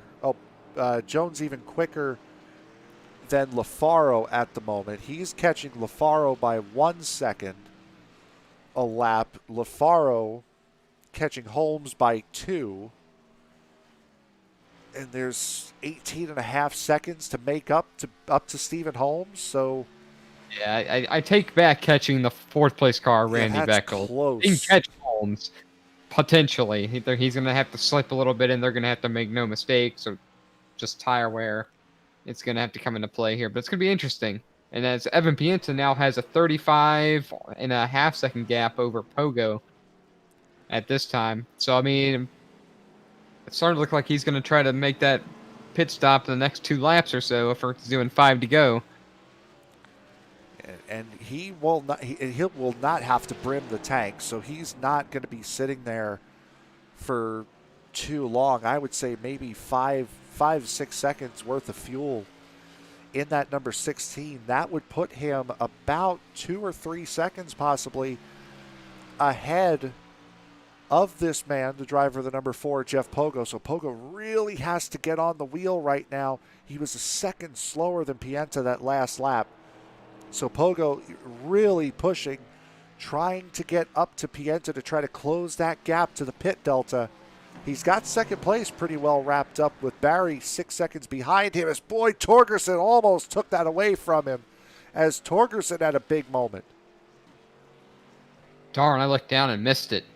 Well, I just heard the excitement. We're going to show it again as there's Torgerson. We're following him. Getting back onto NASCAR 1, just too much. Noses it into the tire barrier. Backs up, and here comes Jeff Pogo. Boy, that wasn't as close as that camera made it look. And you can see down there at the bottom, if you just missed it, Luke LaFaro actually blowing turn 1. Oof. And let's touch back on this pit stop. It's about to happen. Jeff Pogo's advantage is he doesn't have to slow down and get back up to speed. And that in itself might be at least 2 seconds, maybe 3 seconds. Yeah, so, I mean, I bet even if he's perfect, they're going to come out side by side, and we're going to have an outstanding last lap or last couple laps. Just a visual representation there. We're highlighted the 16 on the track map, and if you look and find the number 4, that is Jeff Pogo. So there just kind of is a visual representation of where those guys are on the racetrack at the moment. And that is what 35 seconds looks like around this track, the distance between the 4 and the 16 on that track map.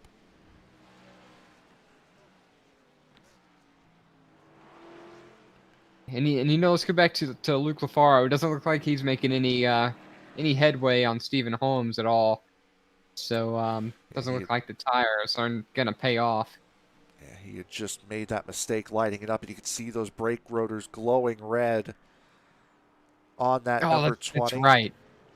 That's right. You said, I did remember you say that he got out of whack there for a minute. And I guess Ryan Jones did somewhere as well, because neither of them have made any real progress, even with fresh tires. Yeah, no, there's the 91. And Pogo has turned it on here over the last lap or so. He's just gained 0.8 of a second back on Evan Pienta. So we'll look at this timing sheet here. Pogo 0.8, almost 0.9 of a second quicker than the race leader in the 16. Still waiting for Pienta to come into pit road for that pit stop he's going to need to make for fuel, but 35.5 seconds. The gap between first and second. The question is that enough? Stay tuned. This is a proper Formula One race at the moment. Just waiting to see what pit strategy, and we're watching the pit delta. That's not something you do in NASCAR, watching the pit delta. No, but this is the new NASCAR. Yeah, very fair. That pit delta in real life is something you're really going to have to watch out for next season, especially with what 6 road courses on the calendar for the NASCAR Cup season next year. I mean, that's insane. Don't forget the Bristol dirt Yep, track. that as well. And That's got to be such a huge undertaking to put dirt on that track and then take it all off later. That's such a pain. I will say this though, NASCAR Heat 4 didn't make it seem like too big a deal. Yeah, just a little coding and no money really needed or manpower and machinery. Just minor details, minor details. As here we go. Here comes Evan Pienta in for pit road. He had a 36.4 second lead coming into this pit stop. We'll throw the track map up one more time. Spot the 4. There he is going into the chicane on the back straightaway.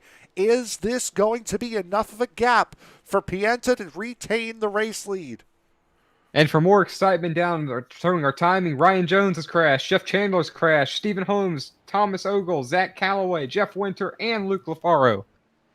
Wow, I almost ran out of breath.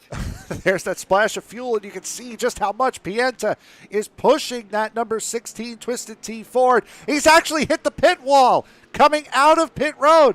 He's going to have the race lead pretty handily, I might add. But boy, Wow. He is pushing that number 16 for all it's worth for the last 4 laps of this race. Wow, we were off by 12 seconds, weren't we? Yeah, that's also the fuel load. Pienta was only in his pit box, stopped in his pit box for 4.5 seconds. Compare that to Pogo, who was stopped in his box for 7.5 seconds. So Pienta, certainly did not fill that car to the brim. He filled that to distance +1 to make sure he gets it home. Yeah, that sounds exactly right. And I was wondering though why these guys would pit it early like they did for it didn't register at the time, but for this exact reason. I mean, Boy, more likely to put too much fuel into it and take more time pitting earlier than as opposed to later, and that's probably going to make the difference of this race. it looks like it's going to, as Pienta right now heading into the chicane on the back straightaway. Here is Jeff Pogo just getting onto the back straightaway in that number 4. As Pogo right now is pretty much locked down a second place finish. So barring mistakes, the top 3 is pretty well set here between Pienta, Pogo, and Barry. I would say the battle is probably going to be between 6th, 7th, and 8th. For Luke Lafaro, Ryan Jones, and Jeff Chandler. They're all within about 4 seconds of each other. Yep, this is the closest battle on track right now. Jeff Chandler, there he is in the Abruzzi number 33 Mustang. And Ryan Jones just over 2 seconds ahead of him. That is the closest battle for position on track right now. Between anybody, and right now Chandler actually made a mistake that last lap, so he was a little bit slower than the 91. Be interested to see what they have with a full run of it once again, as there is Pienta, who currently has 3 laps to go here at Daytona, has driven a pretty essentially a flawless race here tonight, especially after Chase Barry had his mistake that put him back. That 16 has been spotless so far tonight. Yeah, and we talked about that earlier. Who's going to have the least amount of mistakes? I'm sure he made a couple. But and that's what comes into play here. We thought maybe it would have been Stephen Holmes, and he had some issues midway through the race, and that's put him back to 5th. Randy Bechtel, his pit strategy just didn't seem to work out for him, but I believe he had some issues early. And then Chase Berry with the network issues, and then but remember, him and Evan Pienta both went off track, and just who makes the least amount of mistakes is what, and it was the pit strategy. That's what it was. That's what what made the gap between those two drivers really. Speaking of mistakes, here's another one made by Eric Holly, unfortunately. As Holly going into turn one, I think Sue just completely blew turn one. Ouch. He's stuck. Yeah, stuffs it into the tire wall, and that will do the evening for Mr. Holly there. You know, one thing I hate about road courses is I feel like we highlight people making mistakes a whole lot more than everybody. Yeah, true. So I want to apologize to my old fellow drivers. We're not harping on you guys. There's just all this action, and we're just trying to get it out there for everybody to see. Looking now, this is Ryan Jones and Jeff Chandler. These guys in a battle for the second position. Oh, pardon me. Those guys in a battle for the 7th position. There we go. As Chandler has really drawn back in on the number 91 here over the most recent laps, as Jones locking up big time there. Going into turn one, that's going to put that Abruzzi Mustang right on the back bumper of the number 91. As Jones is really going to be looking to hold on, trying to get that 6th place finish as he slides the back end coming out of turn two.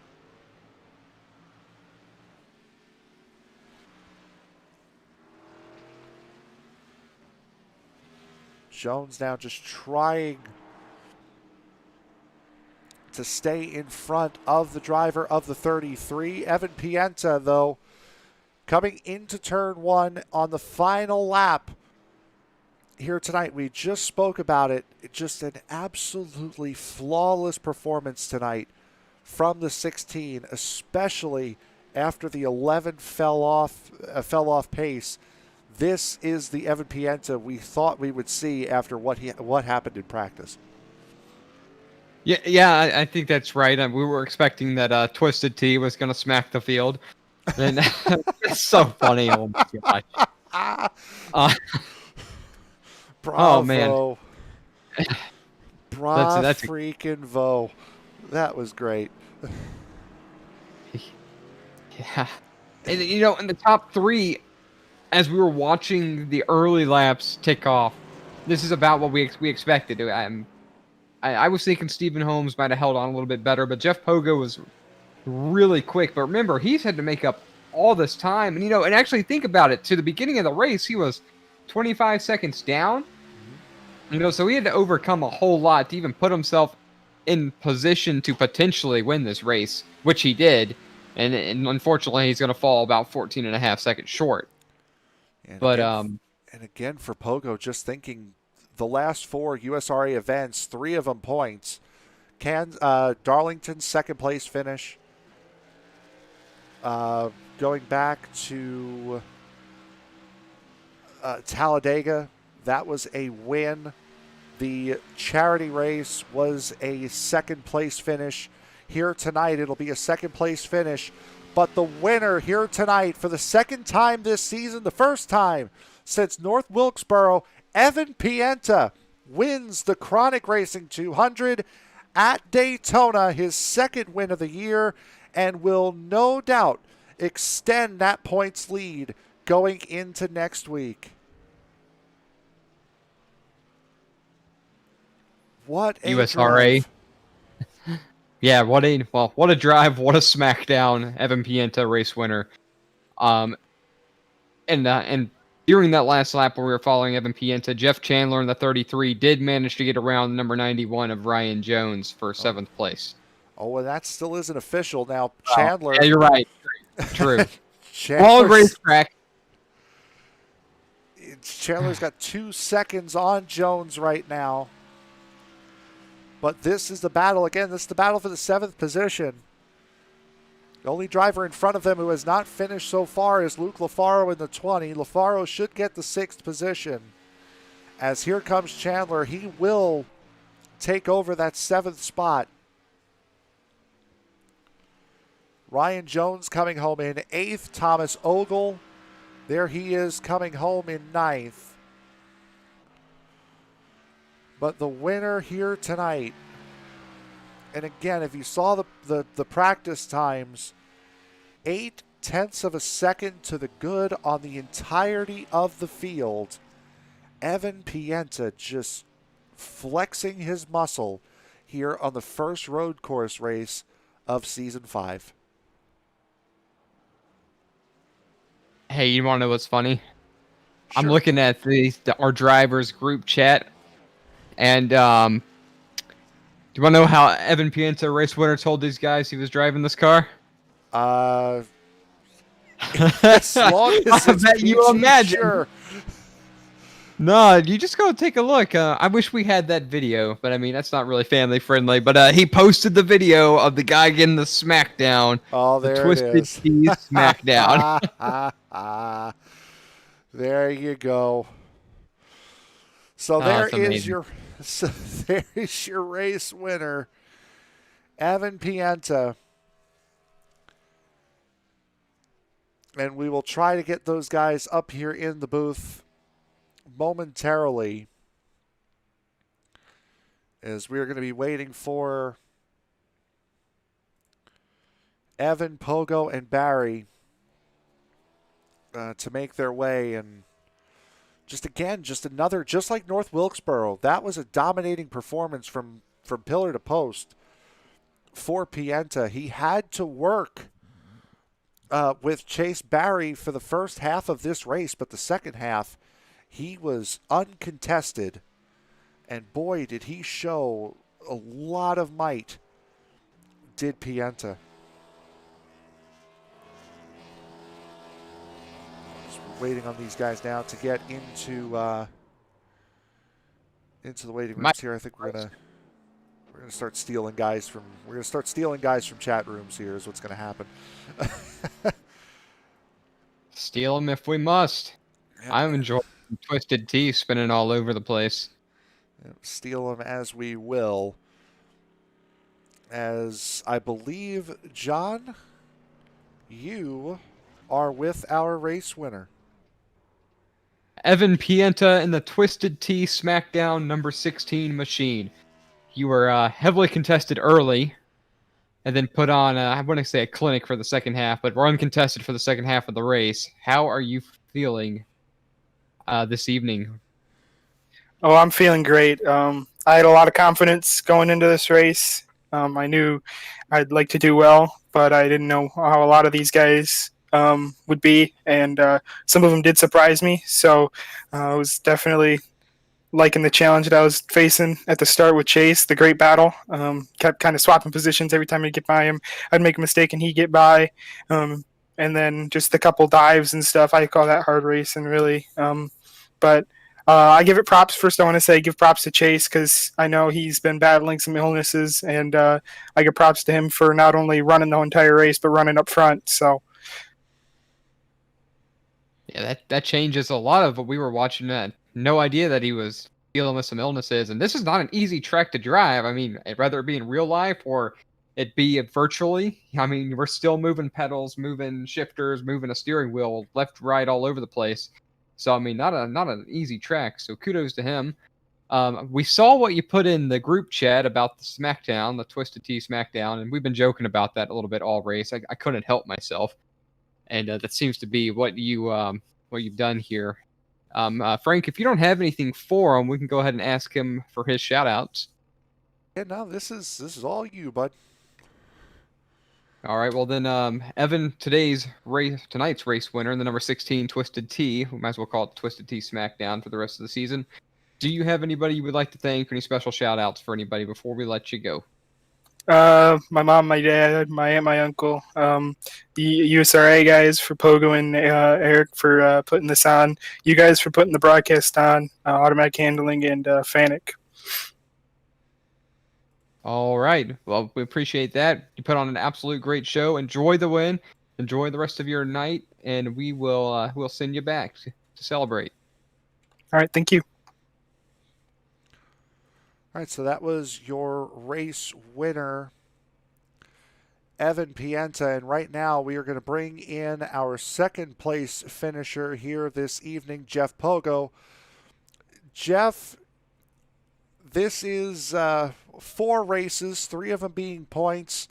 Going all the way back to Darlington, you have not finished lower than second. You are on one heck of a streak right now.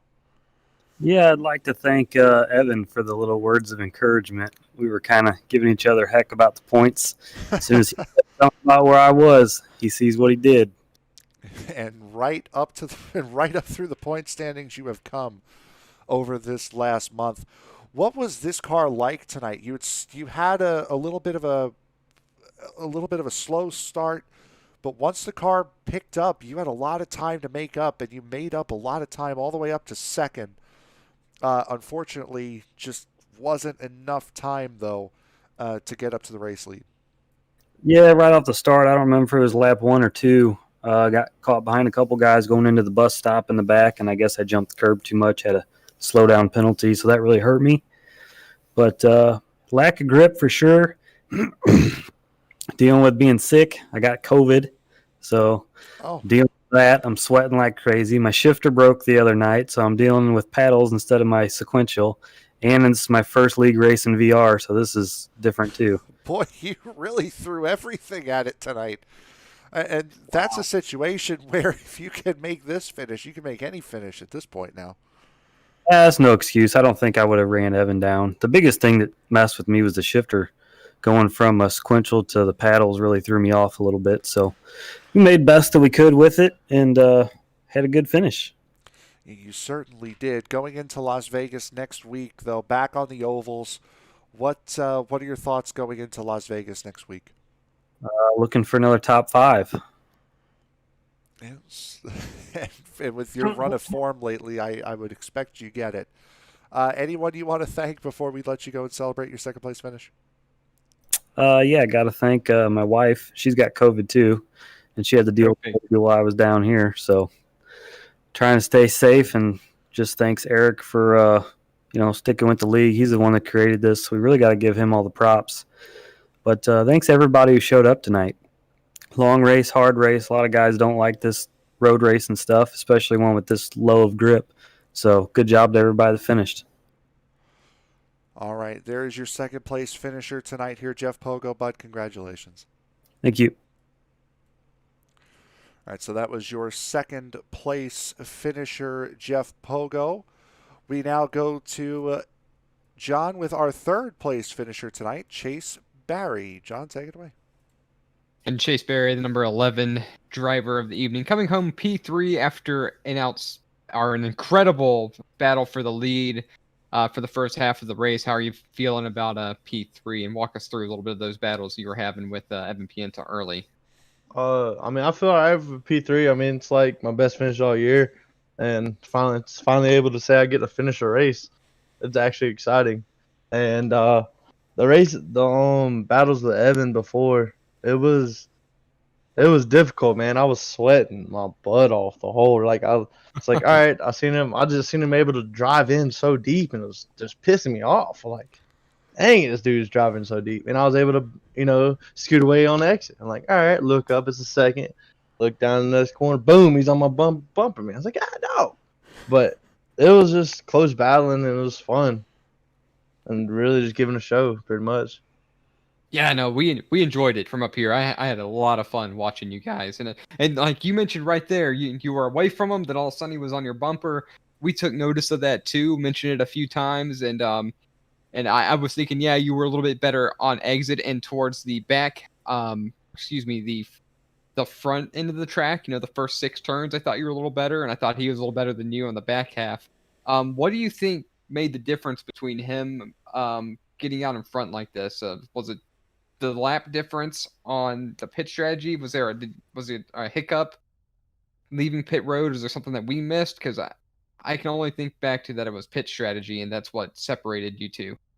I knew just the way he was entering the corners, and he was making. He was doing good. He did good, but I figured the way he was entering the corners, I just couldn't match it at all, and I knew I mean, he was like even during the practices for the past few weeks, like he was always a couple tenths faster than everybody. Just like he was already faster, and so I was like, I knew if I can just block him and stay out front, I had a shot. And I knew once he got in front of me, I just had to just run my legs. Cause I just no way, just the way everything going on, I just could not throw it in deeper without and saving tires and all that good stuff. And I just so once he got around me, I kind of just eased off and just like kind of just made sure, okay, let me do my, the Chase Berry line. Just do my thing, do my thing. Don't worry about him. If he messes up, awesome. I'll just do what I need to do. Just work on me. Well, even with a third place finish, you bring it home P3, which is a good finish. He had some good words for you. He said he was proud, and didn't say it exactly, but he sounded proud of you. Said you did a great job. I don't know if you heard it, but if you go back and review, you'll get to hear what he said. And kudos, he said you've been battling some illnesses. I didn't even know that as a driver. So Oh yeah, outstanding job finishing the race, coming home P3, and you were a lot of fun to watch. I've So, been throwing up every day since Saturday. oh yuck, Yeah. no fun. Yeah, and then you got to come and drive on a road course like this. I wouldn't want to do Yeah. it. But anyway, P3 finish. Good job. Do you have anybody you want to thank before we send you back? Oh yeah. Oh, I just want to give a shout out to my payday guy. My super team is what I heard at Talladega. My super team. But Aaron Daffler, Randy Beckel, DeFleur, excuse me, and Bechtel, and Justin Wilson doing this thing. Keeping me calm and being a big help for all of us, man. And that's who am I missing? Randy, Aaron, Justin, me. That's it. That's all I got. All right. Well, you finished P3. We're gonna send you back to hang out with your guys, celebrate the third place finish, and I hope you enjoy the rest of your evening. All right, 10-4. So there was your third place finisher. And quite an interview, by the way, Chase Barry. That was a good one. As a night ending here at Daytona. And boy, just an incredible race. A lot of, you don't expect it at a road course, but a lot of upfront racing, a lot of action for the race lead, and heck, even through a pit strategy race into the mix as well. So just a fantastic night, especially after being off for 2 weeks. Oh yeah, yeah. It was a lot of fun. I had more fun than I expected to have watching it, but I didn't think that these guys were going to put on a terrible show. And a lot of these, I mean, there were hiccups and there were spins and things like that, but it wasn't a wreck fest. These guys, week in and week out, do an outstanding job. I think everybody here is a cut above or a slice above the average iRacer. I'm an average iRacer. So these guys are really good, and they put on a great show. And I had a lot of fun watching them instead of losing to all of them being up here. And we hope it can remain that way for the remainder of the season. But right now, we'll go to the results here for tonight's race. As I think I don't know what the heck that was. Hopefully, yep, there we go. All right, so Evan Pienta gets the race win, his second race win of the season. Jeff Pogo and Chase Barry round out the podium finishers. Randy Bechtel coming home in the fourth position. Stephen Holmes, who was battling up at the top three for a majority of the race after a couple of mistakes, fell back, finishes the last car inside of the top five. Luke Lafaro comes home in sixth. Jeff Chandler, seventh. Ryan Jones, eighth. Thomas Ogle in ninth. Jamie Leach coming home in the 10th position. He was the first car one lap down here tonight. And Tommy Cannon coming home in the 11th position in the 47. And you got Zach Calloway finishing 12th, Troy Torgerson 13th. What a night for him. He had his fair share of struggles, as well as the 14th place finisher of Chris Brown. Jeff Winter brings it home 15th, and Daniel Dill 16th. Eric J. Hawley, another driver who faced a lot of adversity tonight, brings it home 17th. Mike Mock 18th. Aaron Daffler 19th. And then Matt McMeekin 20th. And then Justin Winters brings it home 21st, and that was our field this evening. The last four drivers failing to finish here tonight. So we thank you very much again for making us a part of your evening.